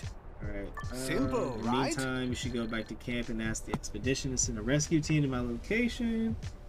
Alright. Oh, let me catch a Pokemon real quick.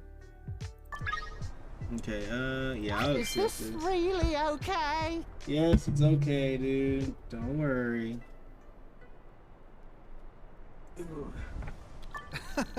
Please. No. Wait, where? Oh, my report is. Calm What's down. wrong? I don't know what's going on. We need to calm down. All Alright, right. let me think. I can finish my report over here. I felt the top of the rock went into the waterfall. I left it behind. Okay, let's give All me a gift. things, I can't believe this.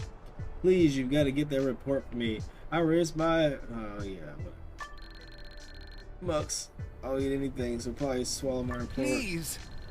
Defeat those green mucks and find a report. Alright. Ah. Let's get in on it.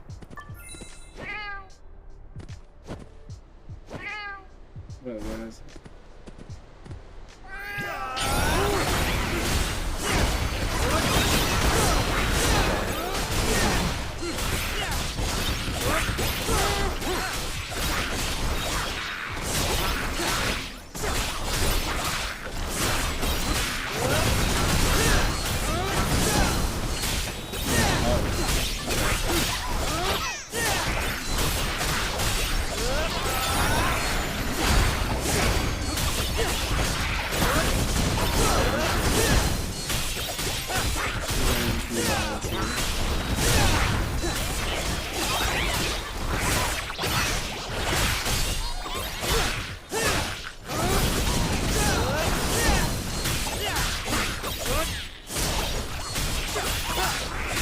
let's look at the key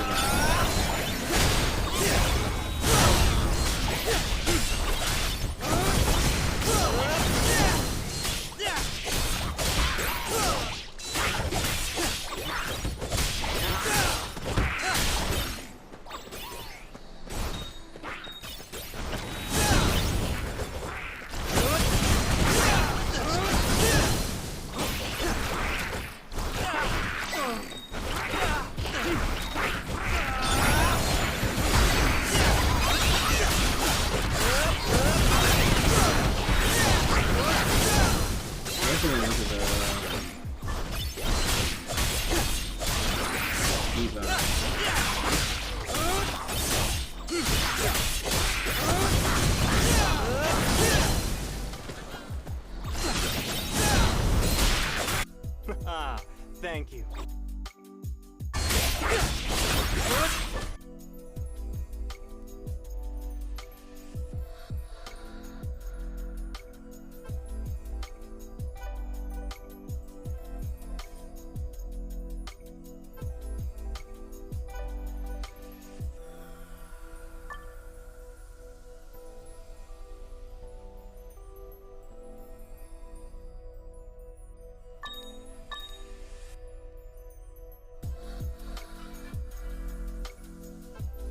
The advanced settings on.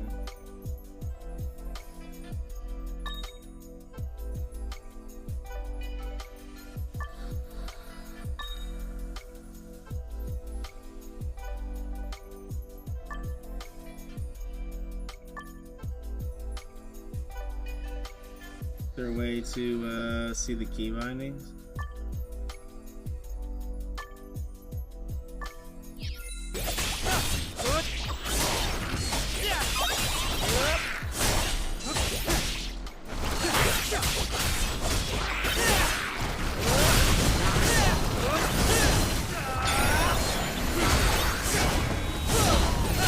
I just figured out as I go.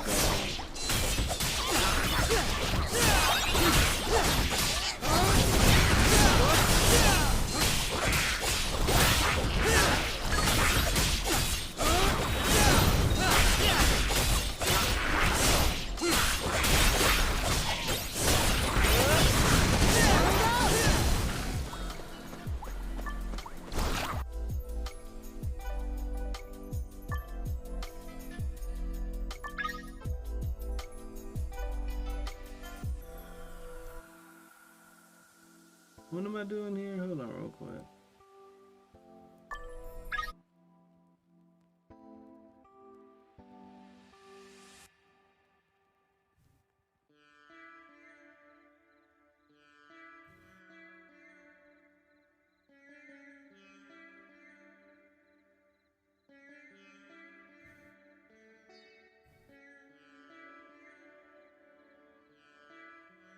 Alright, I'll do this after.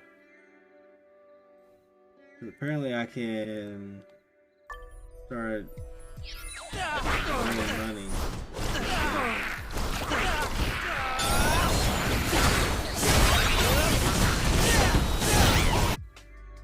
I'm down for it.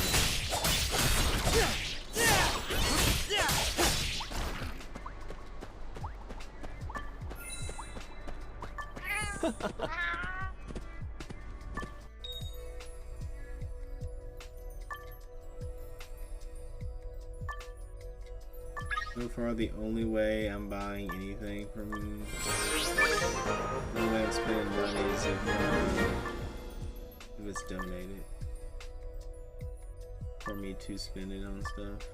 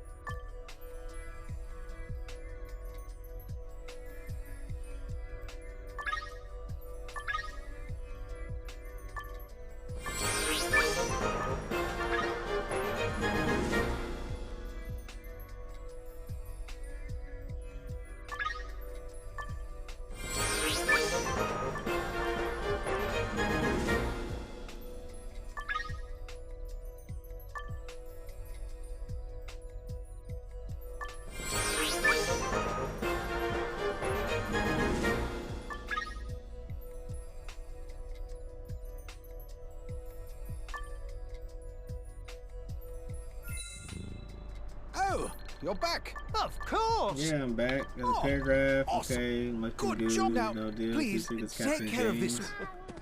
All right, let's go to Captain James.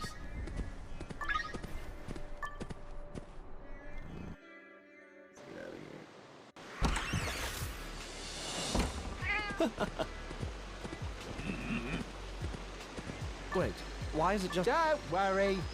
Here you go. Oh. Wait, just a moment. Quick read, just a moment.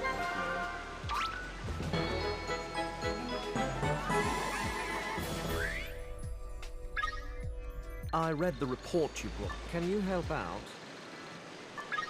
Summarize it briefly. Sure. It seems these ruins were once You're buildings. mistaken. Ruins are not a kingdom, but a king's palace. They're not a city, but a giant building.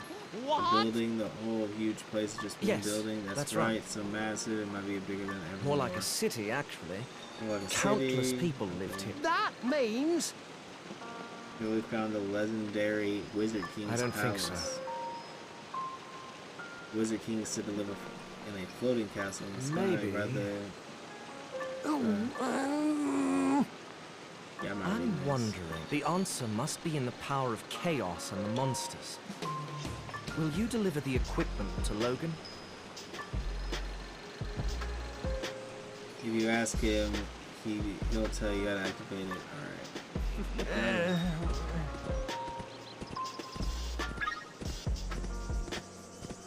Let's walk, bro.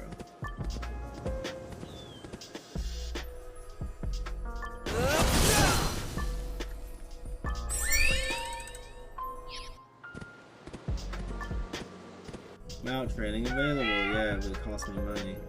I guess I'm gonna have to do.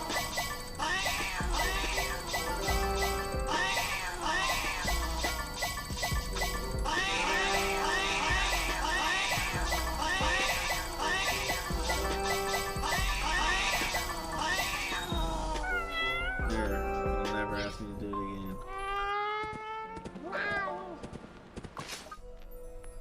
again.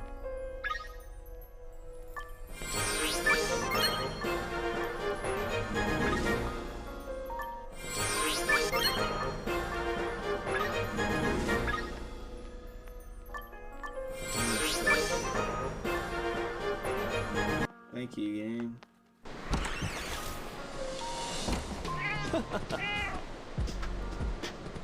Spent a lot of time in the coastal grounds.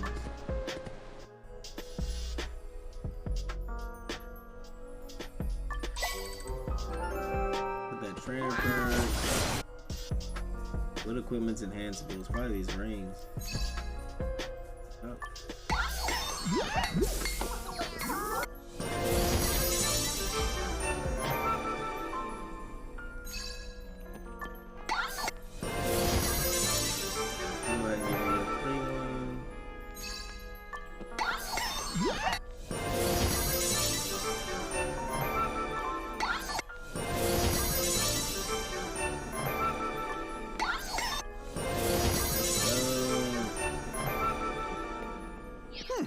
Why are you back? It's important. All Okay, things, I can't believe believe this. this.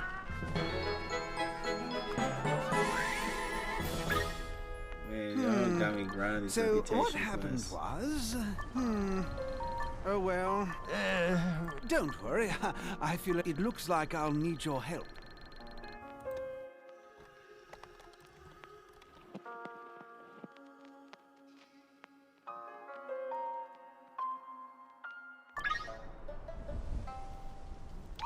Let's see.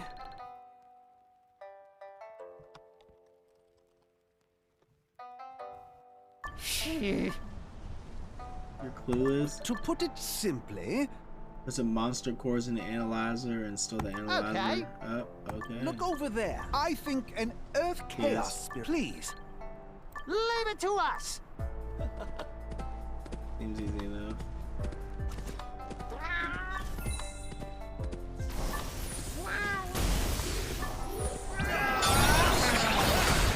While I was doing that, I'm gonna figure out what it wants me to level up. Well, I would like to level up this right here that has better stats.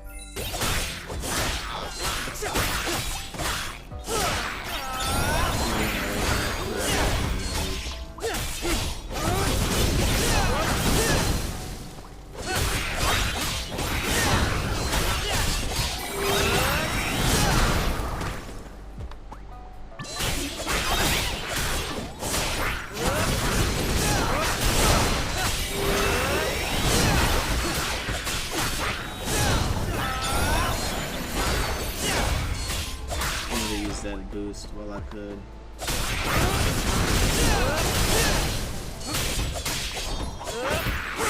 Really do enjoy the auto fire.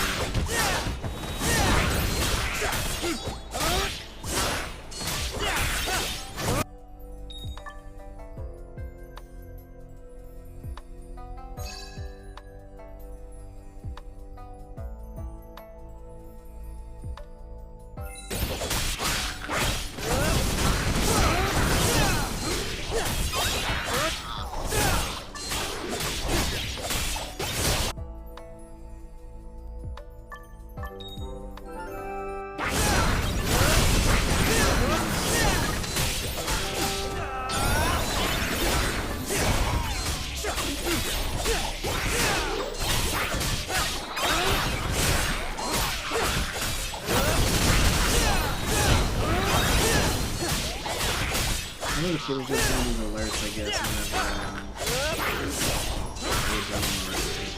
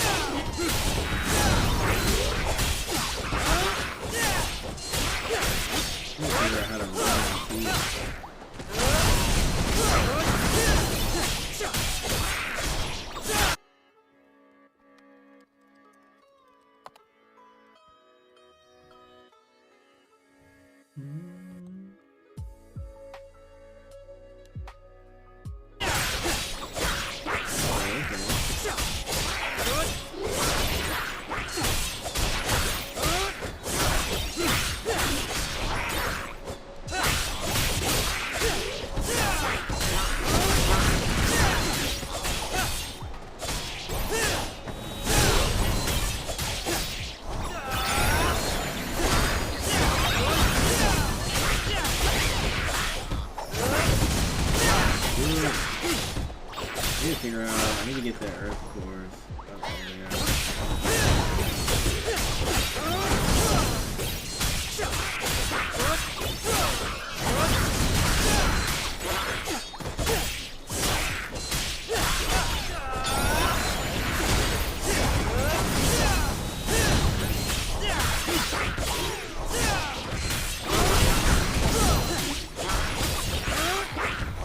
I wonder if I can drag them over here.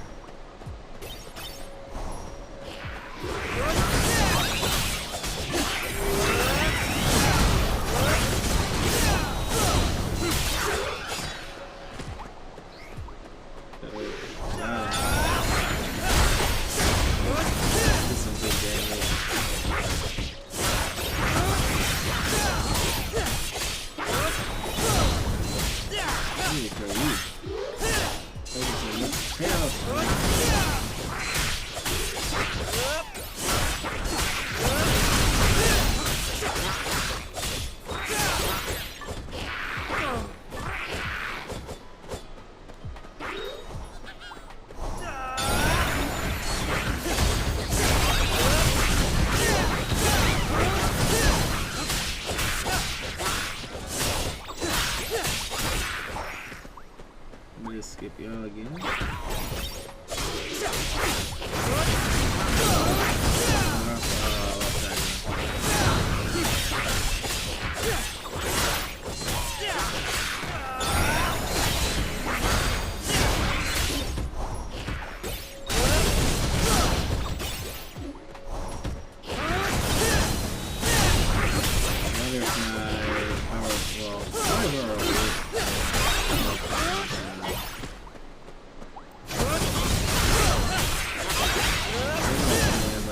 Or something.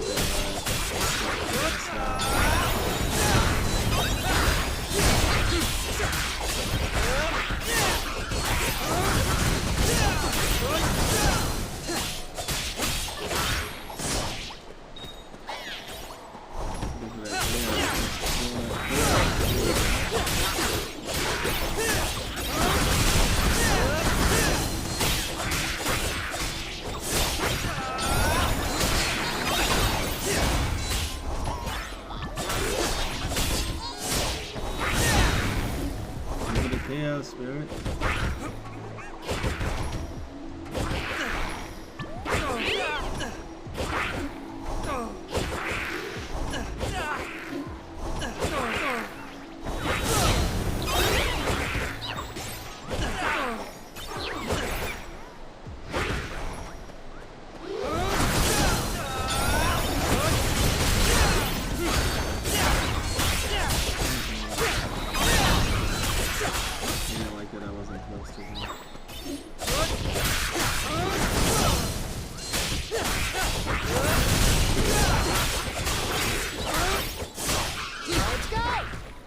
Get out of here. Let's go, Logan. Let's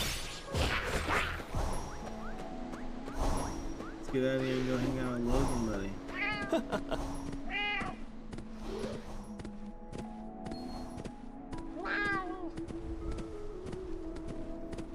Oh, you're back now. Shall we start? Yeah, we can start analyzing everything. Alright, dope. Let's check out some of this,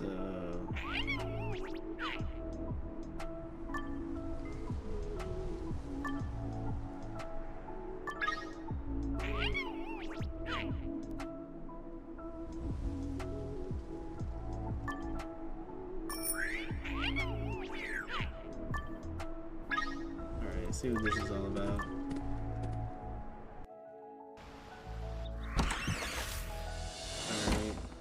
Alright.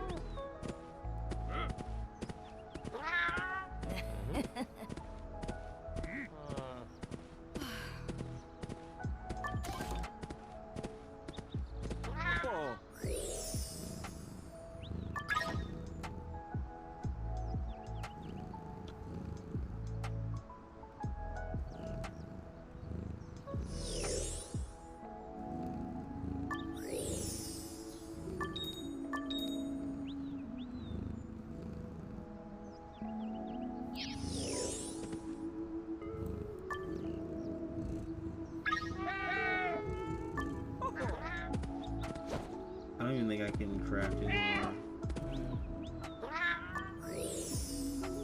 Oh, I can.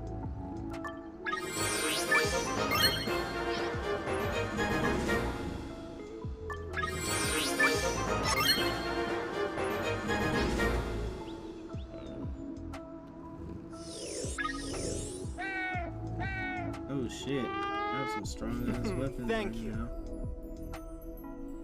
Yeah, dude, I'm gonna keep that. I'm enhancing this stuff.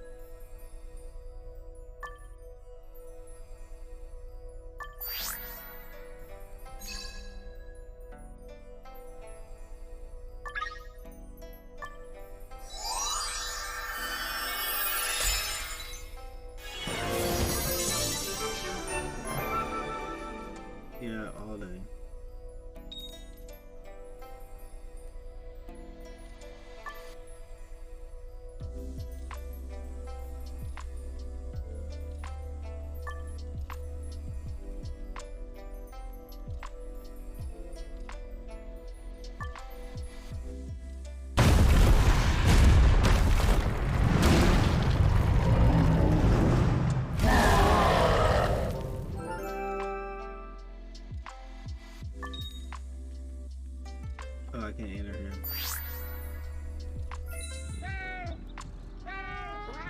I can't enter that. I'm just a youngin'.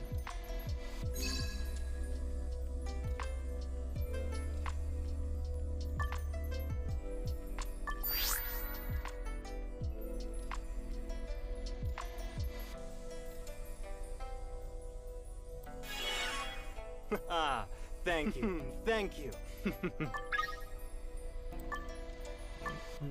I guess later game I'm gonna be using that. Yeah, push that over real quick. Yeah, that's fine.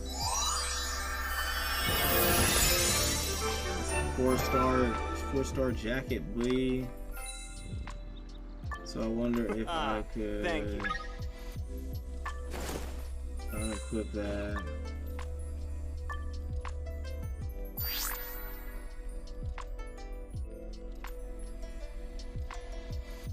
So I can't.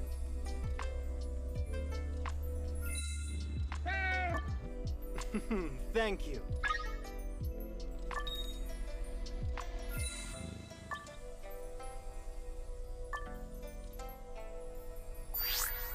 So if it's above, I can do it. That's weird.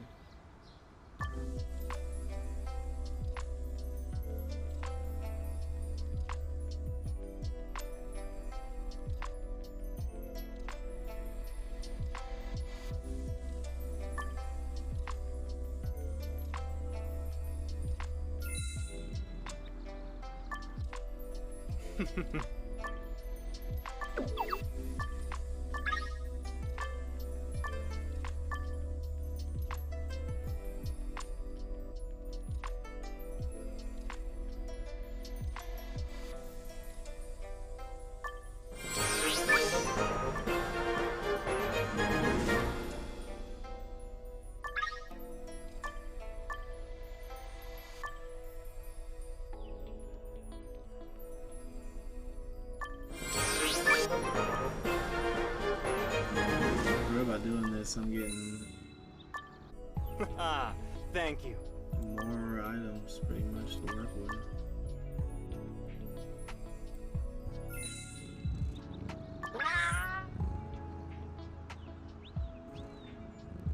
Dude, I wish that Demon Blades look fresh.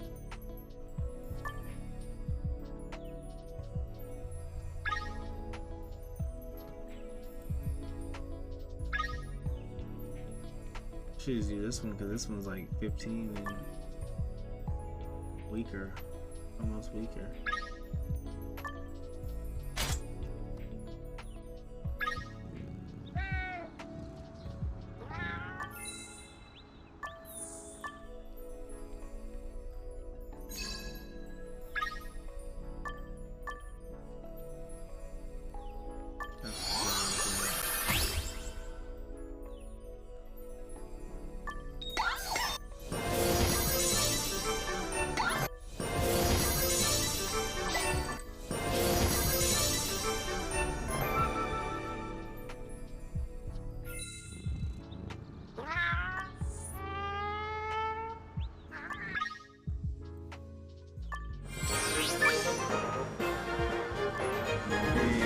Two familiars. Use the fuse pot.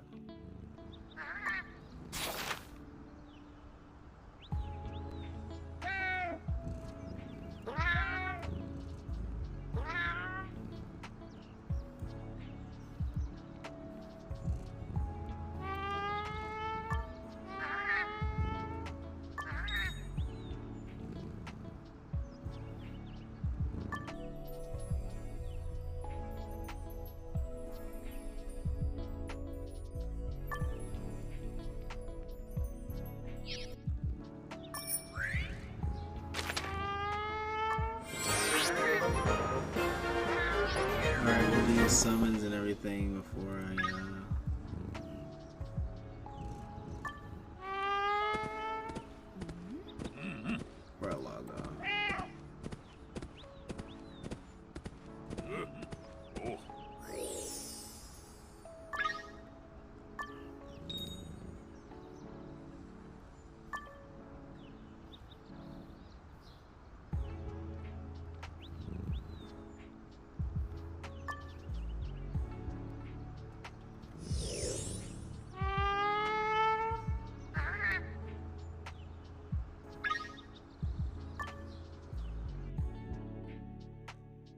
doing these conqueror quests.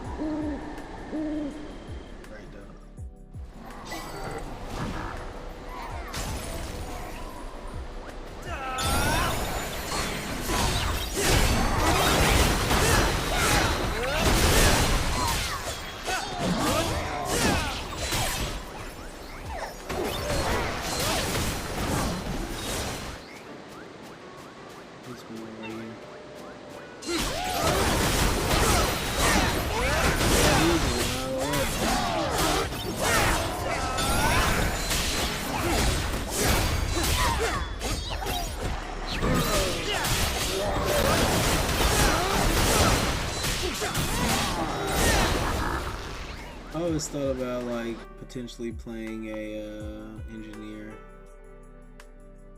It seemed fun, but I wasn't sure.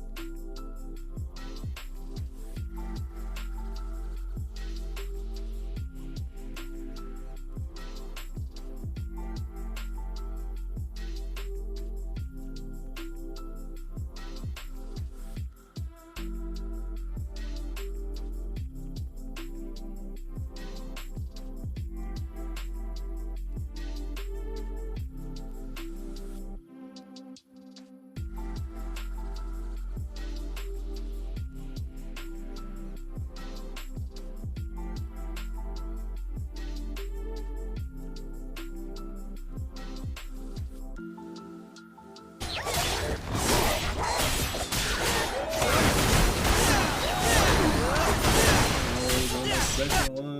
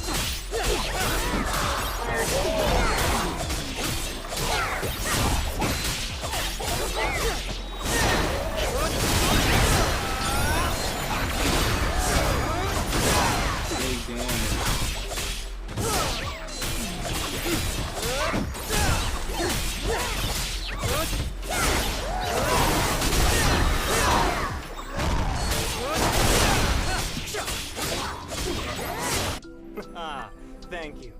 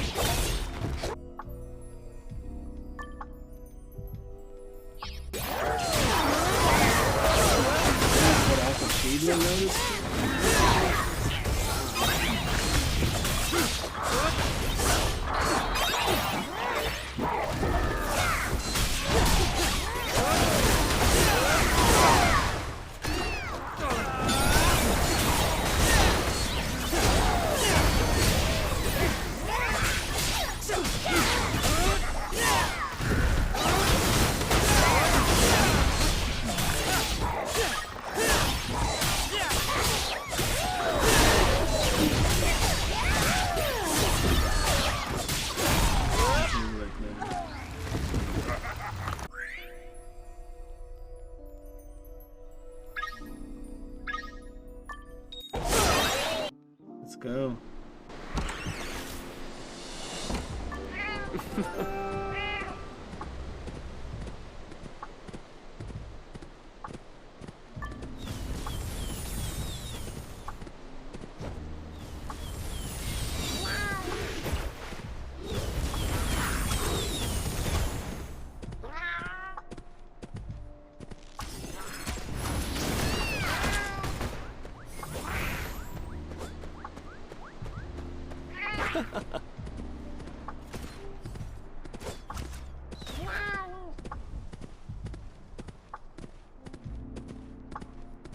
Now then. Pretty strong. She would outrun them in order to keep moving. They really need you. Okay.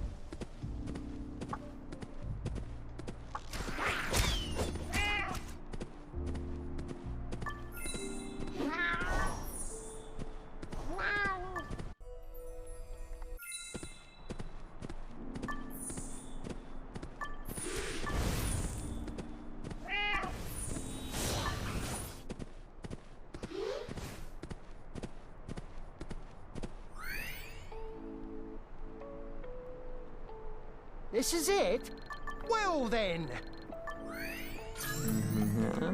Let's get it up and running.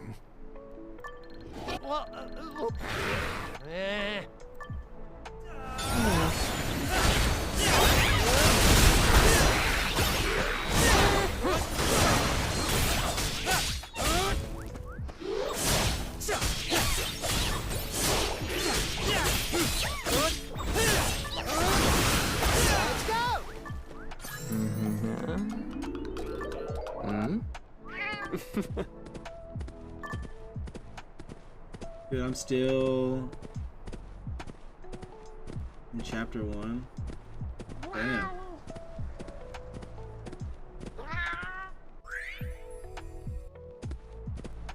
I'm way far behind.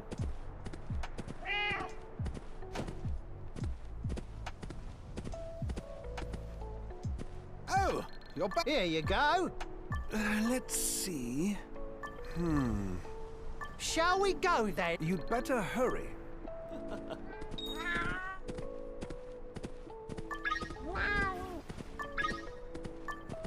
Fast travel east in the Heartlands.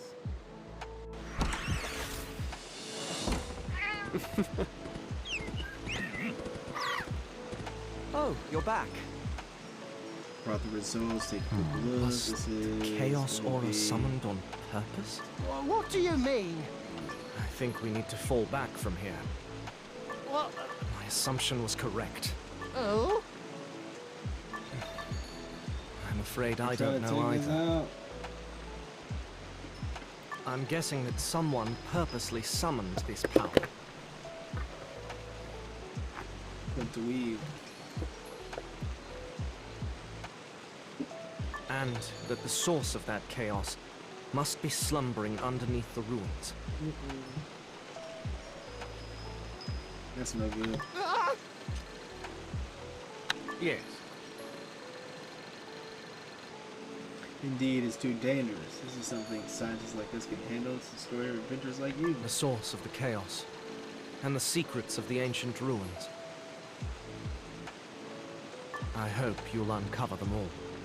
Leave it to us.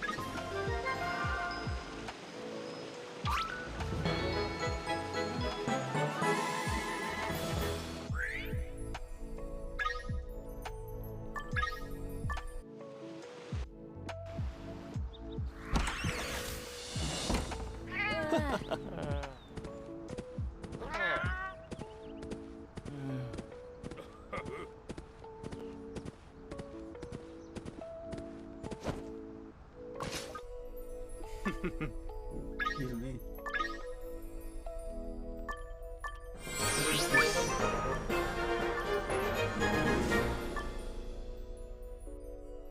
Hello. Long time no. Forest amazing. Alright, Autumn did mention some out one person. Connect your familiars, you say, connect with your heart. Pretty Okay. Alright, let's go. Let's go.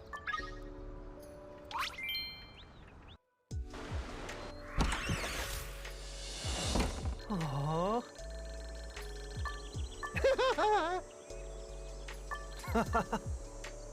What is this? What, Tim? Let's check. Oh my! Who are you? I thought there weren't any people in this forest. Who's there? We asked the question, how'd you get in here? I'm Muse. Nice to meet you. You What sell is stuff in this? people's forests?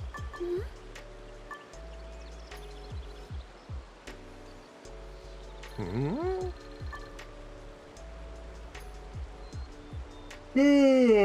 telling us because those farmers send you pressure, you try to plow a field by yourself. I have a lot of requests for vegetables. Hey, thank you for the sub, Lee. Oh.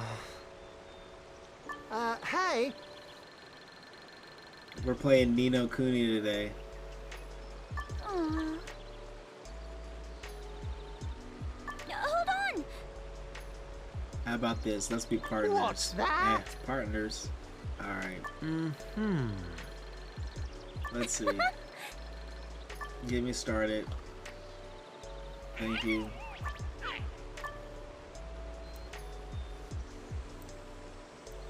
Oh, yes.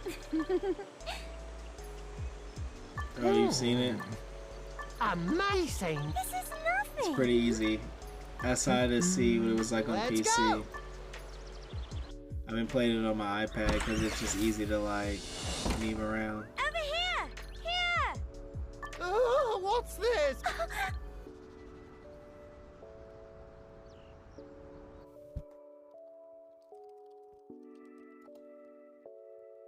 Wow, it's great. Want to see more? You like the big cats? Special discount. She certainly drives us a hard bargain. See you again soon. You need to get you some Pokeballs, fam. Poke Shop.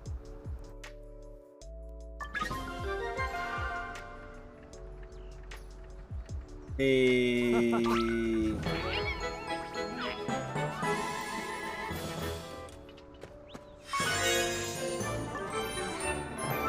Finally, my grade is at level 3. Okay, so what happens if I go? Let me go to my forest.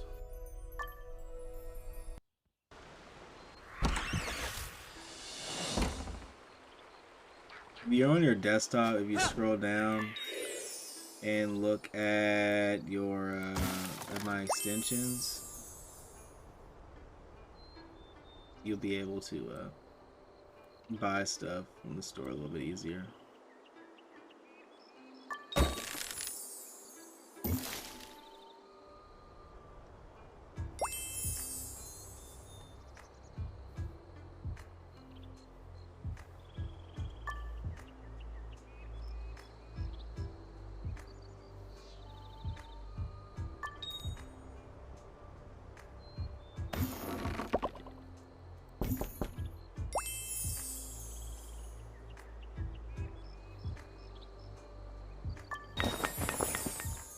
I'm putting my tent right there.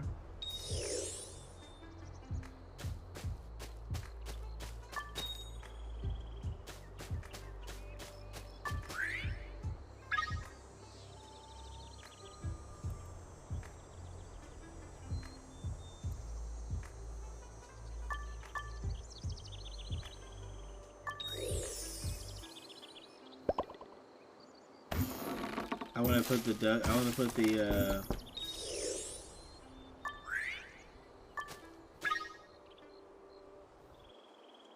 how do I place that?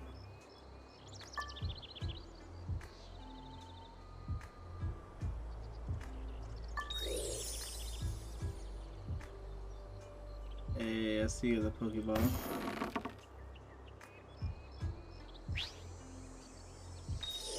I guess I can't do that right now.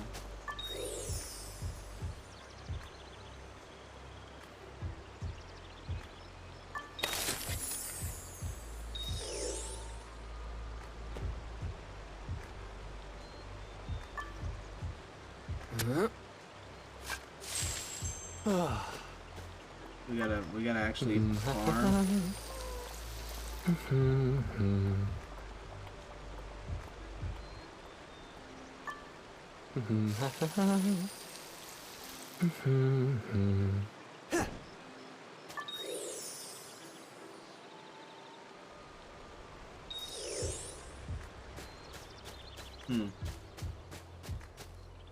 You recently backed a farming game on Kickstarter. I hope they follow through. That would be pretty fun.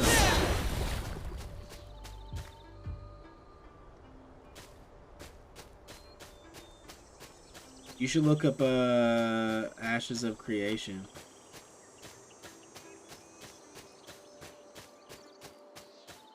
It's a new MMO that's being worked on. That was on Kickstarter.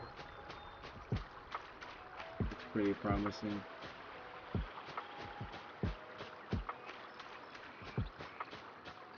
Alright, I think this is all I needed to.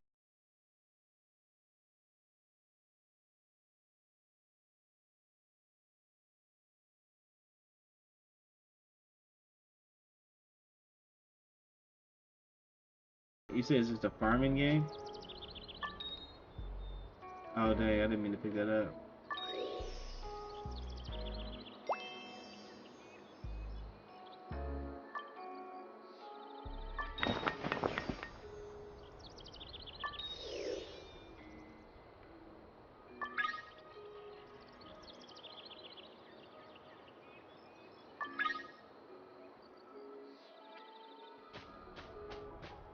We need familiars. Oh. Hey, we got a geese.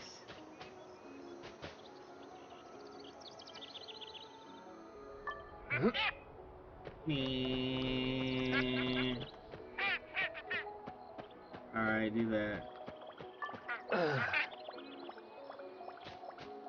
What's up, Pipsqueak? Yes, leave the forest. Ain't got nothing to do in here.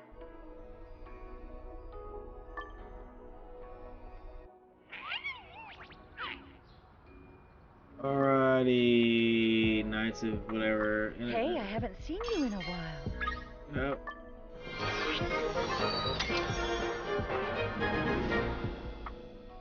And then the pick up. Alright, armor craftable.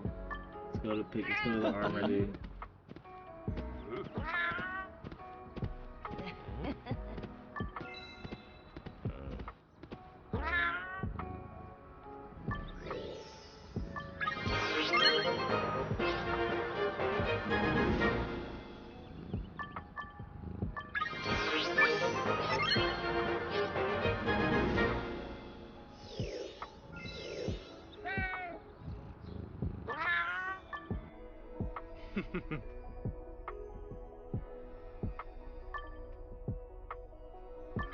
Get rid of all these level 1 stars.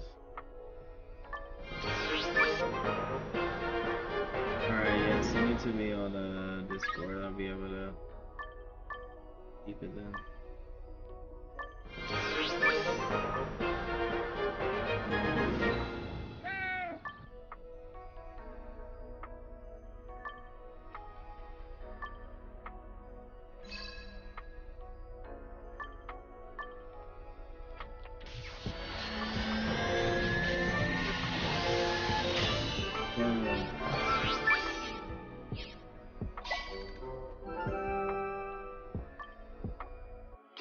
Like a kill boss.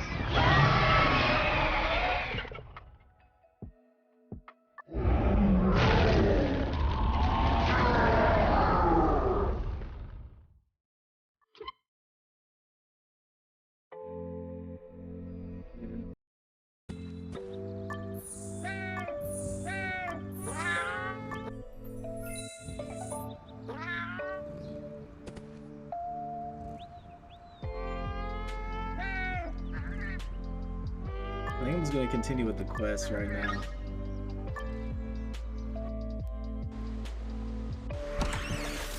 Need to progress.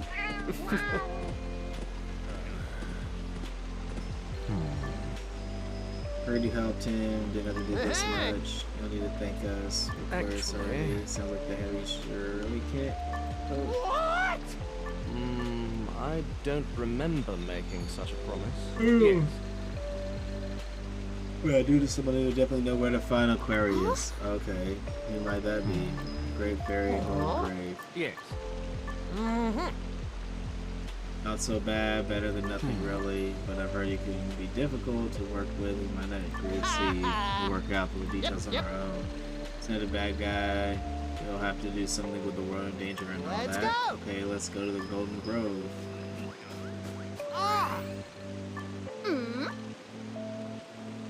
Let's go! Alright, we're going to the Golden Grove.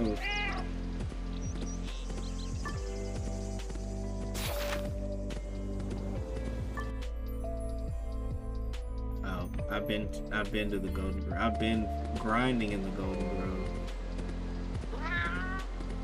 Big grinding.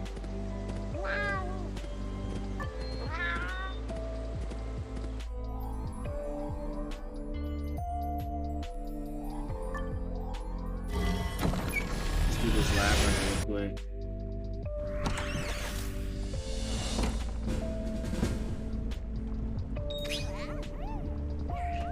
Where you at? Let's go.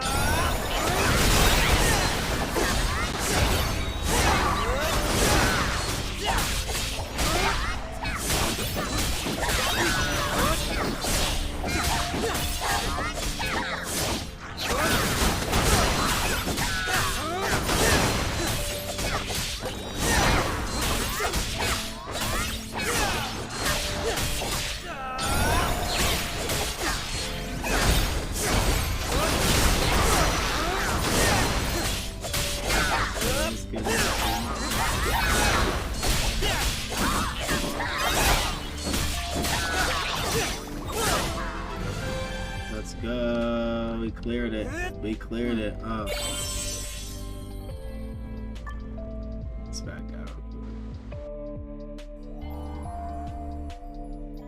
What do we need to do for 2.9? Clear only using basic attacks.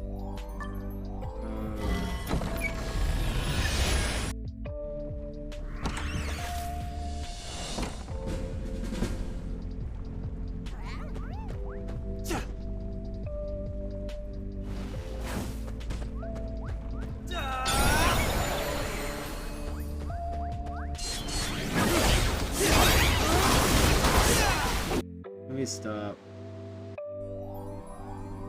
Need to figure out how to use basic attacks.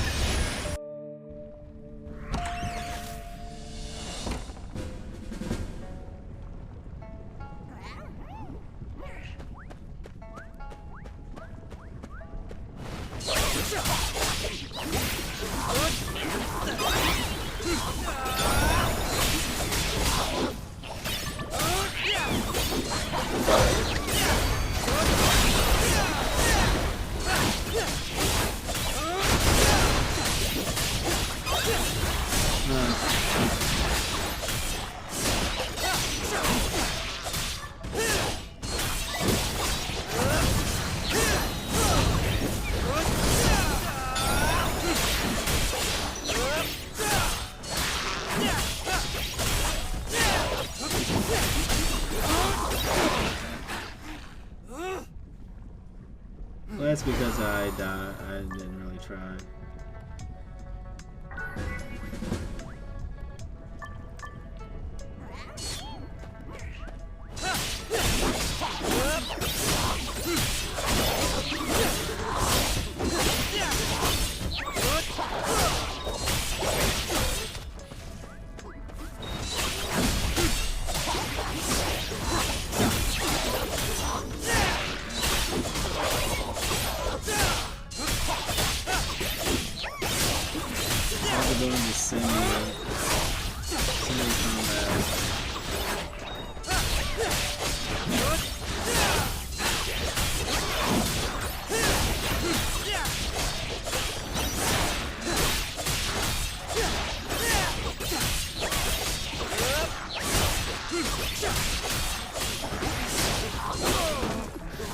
Yeah, I'm definitely not strong enough for that. Probably need to use different potions. But that being done, I could probably beat this then. Get the start from this. I mean, I could beat that stage, but I couldn't without, I can't only with basic attacks. Oh, who am I kidding? I probably could if I was using the right weapon.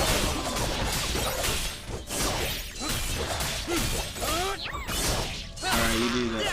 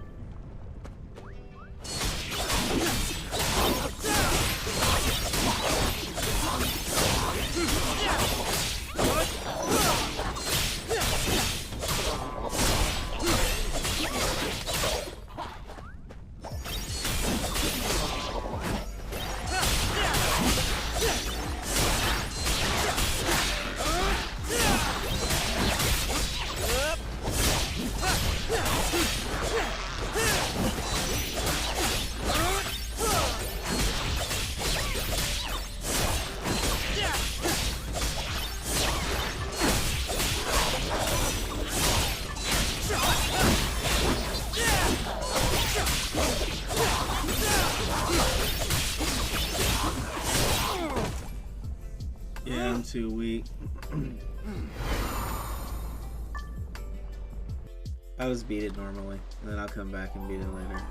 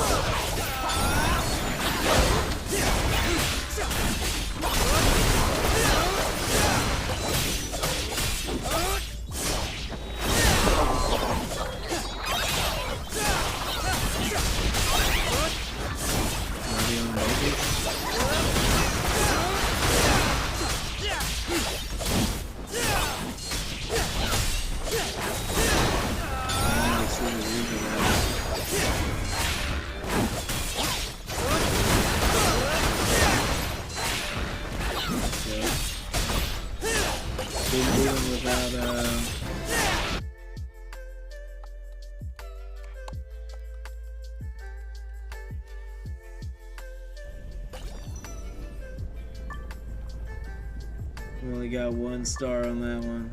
Oh, there's a boss here. Let's see. They're probably gonna smack us, but we could try.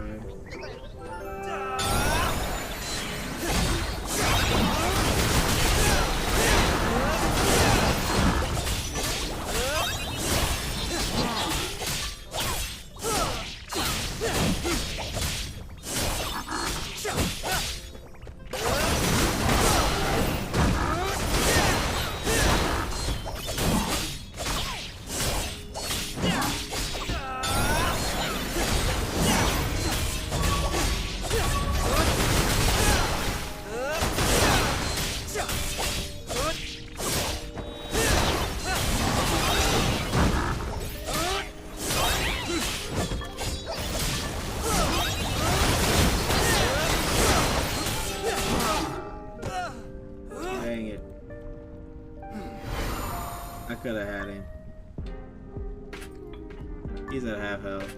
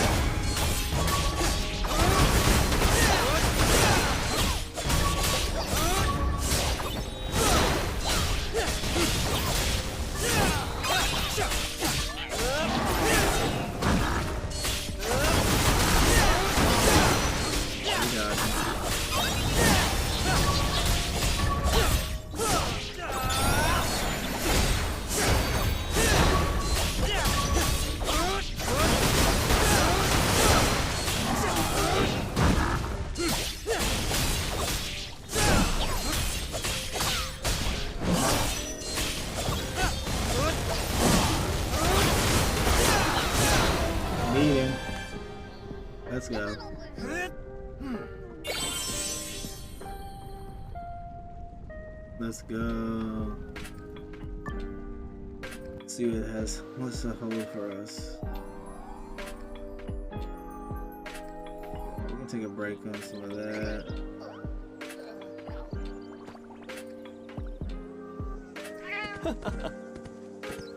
Let's stay going to Golden Grove.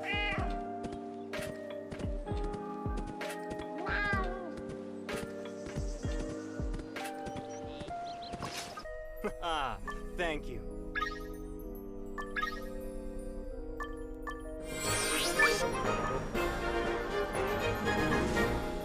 Okay.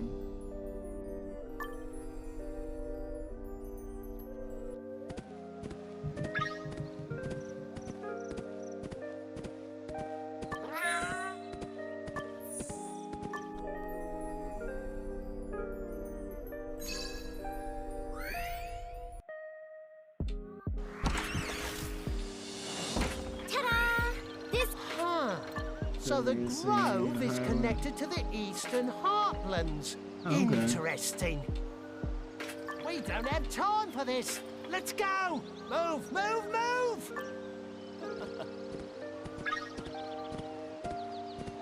This is the forest where the... Oh, what a magical place! It's so pretty! Hey, Chloe! Wait up! Hey! Oh, what a troublemaker! Well, guess we better follow her.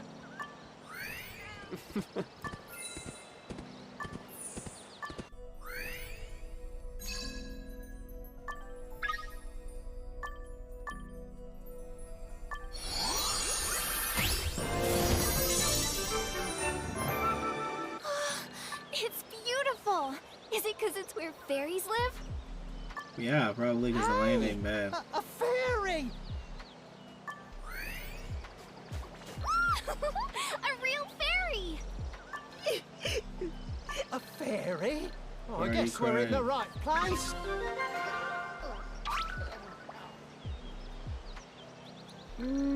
What? What's wrong? The fairy kid is crying. Hey, kid! Why are you crying? I was playing hide and seek with my friends and I got lost. Aw. And I found scary monsters, so I was hiding. If you can take us to the fairy village, we'll make sure you find your way home. Really? Oh, that would be the nicest thing ever. But there are still scary monsters around. Oh, don't worry about that. We'll keep you safe. Hey. Your giggles.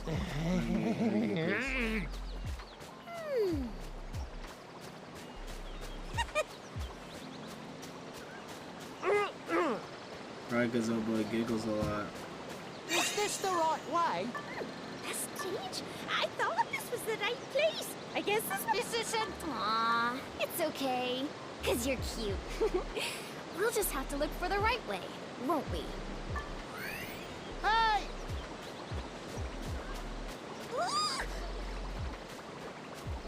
Ha!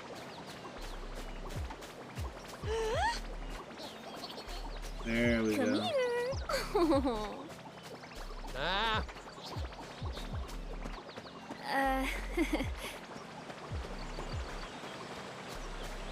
Oh, I remember this place. I must have gone down this path earlier. Okay. Are you sure this time? Probably not. Yep, the village is right this way. I'm gonna get there first.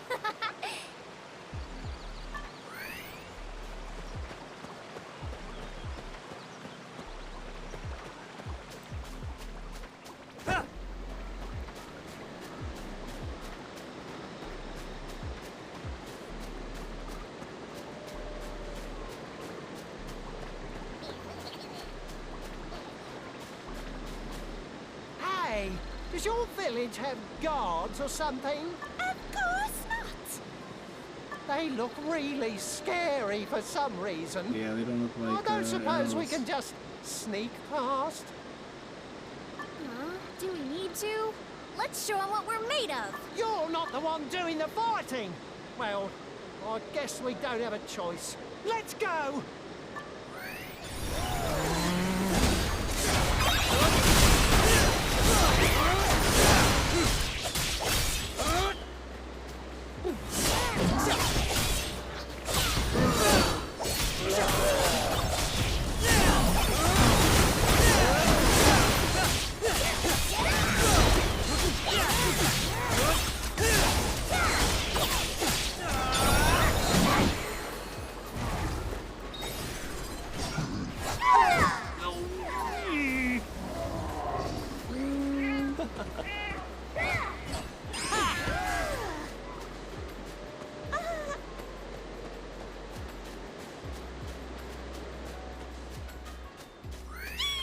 I think we're safe now that we're here. Okay, though.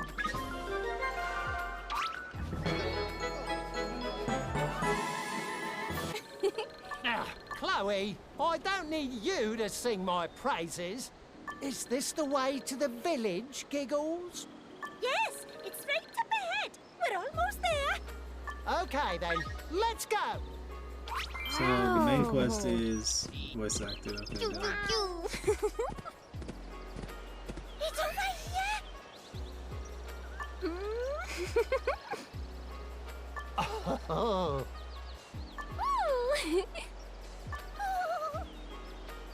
Giggles is back. Yeah, Giggles is back. Giggles, You look like you're fruit. safe.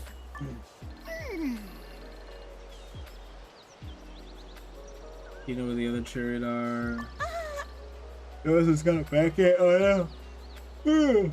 Did everyone get lost? Oh, y'all are all bad. I don't live village is dangerous or in the forest. Who are these people? The ones who helped me when I got lost. Thank you for bringing them back. How can I repay our kindness? These people know their manners will make our lives easier. We're to speak to the great fairy. I'm afraid you won't find him here. Even fairies like us have a hard time getting an audience with him. The elder fairy might know something. Thanks. Goodbye then.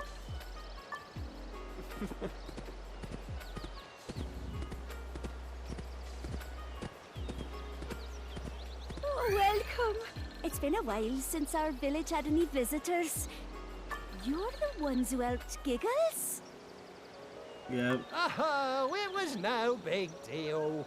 You don't have to thank us. But we're grateful nonetheless. So what brings you here? An important mission, I heard. Yeah, we're here to see the Great Fairy. The Great Fairy? For what then? We're looking for the World Keepers.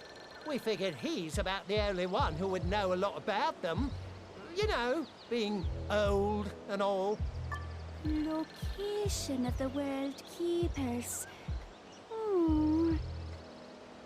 Oh, but what do we do? The Great Fairy doesn't take audiences. Look, we're talking about the entire world being in grave peril. Oh. Can you find the rest of the missing children for us? Oh, if you can do that, I will take you to the Great Fairy. You mean Giggles's friends? Yeah. They're not the only ones, I'm afraid. Ah, fine. We'll find them for you. Yes, we'll do You that. better keep your end of the deal. I'm sure they will. But, Ha ha ha. Aw. Ah. Let's go.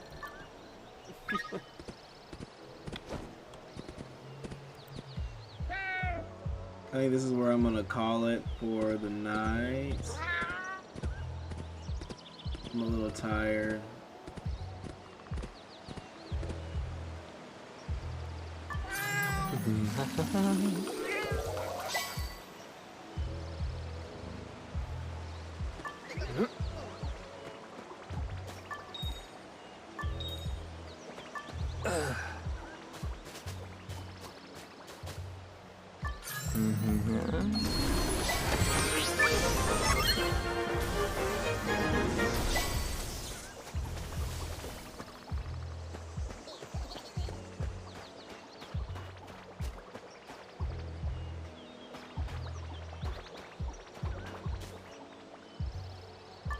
Yup.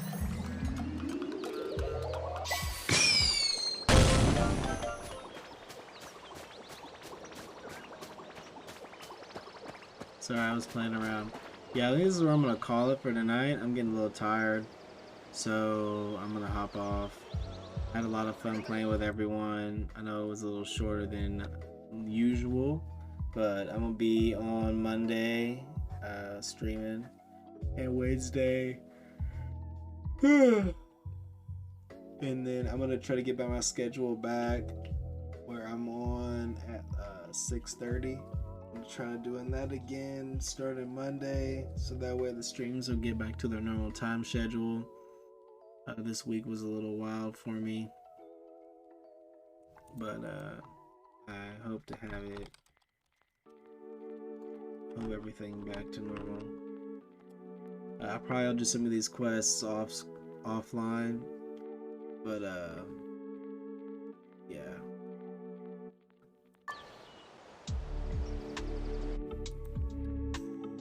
Good night.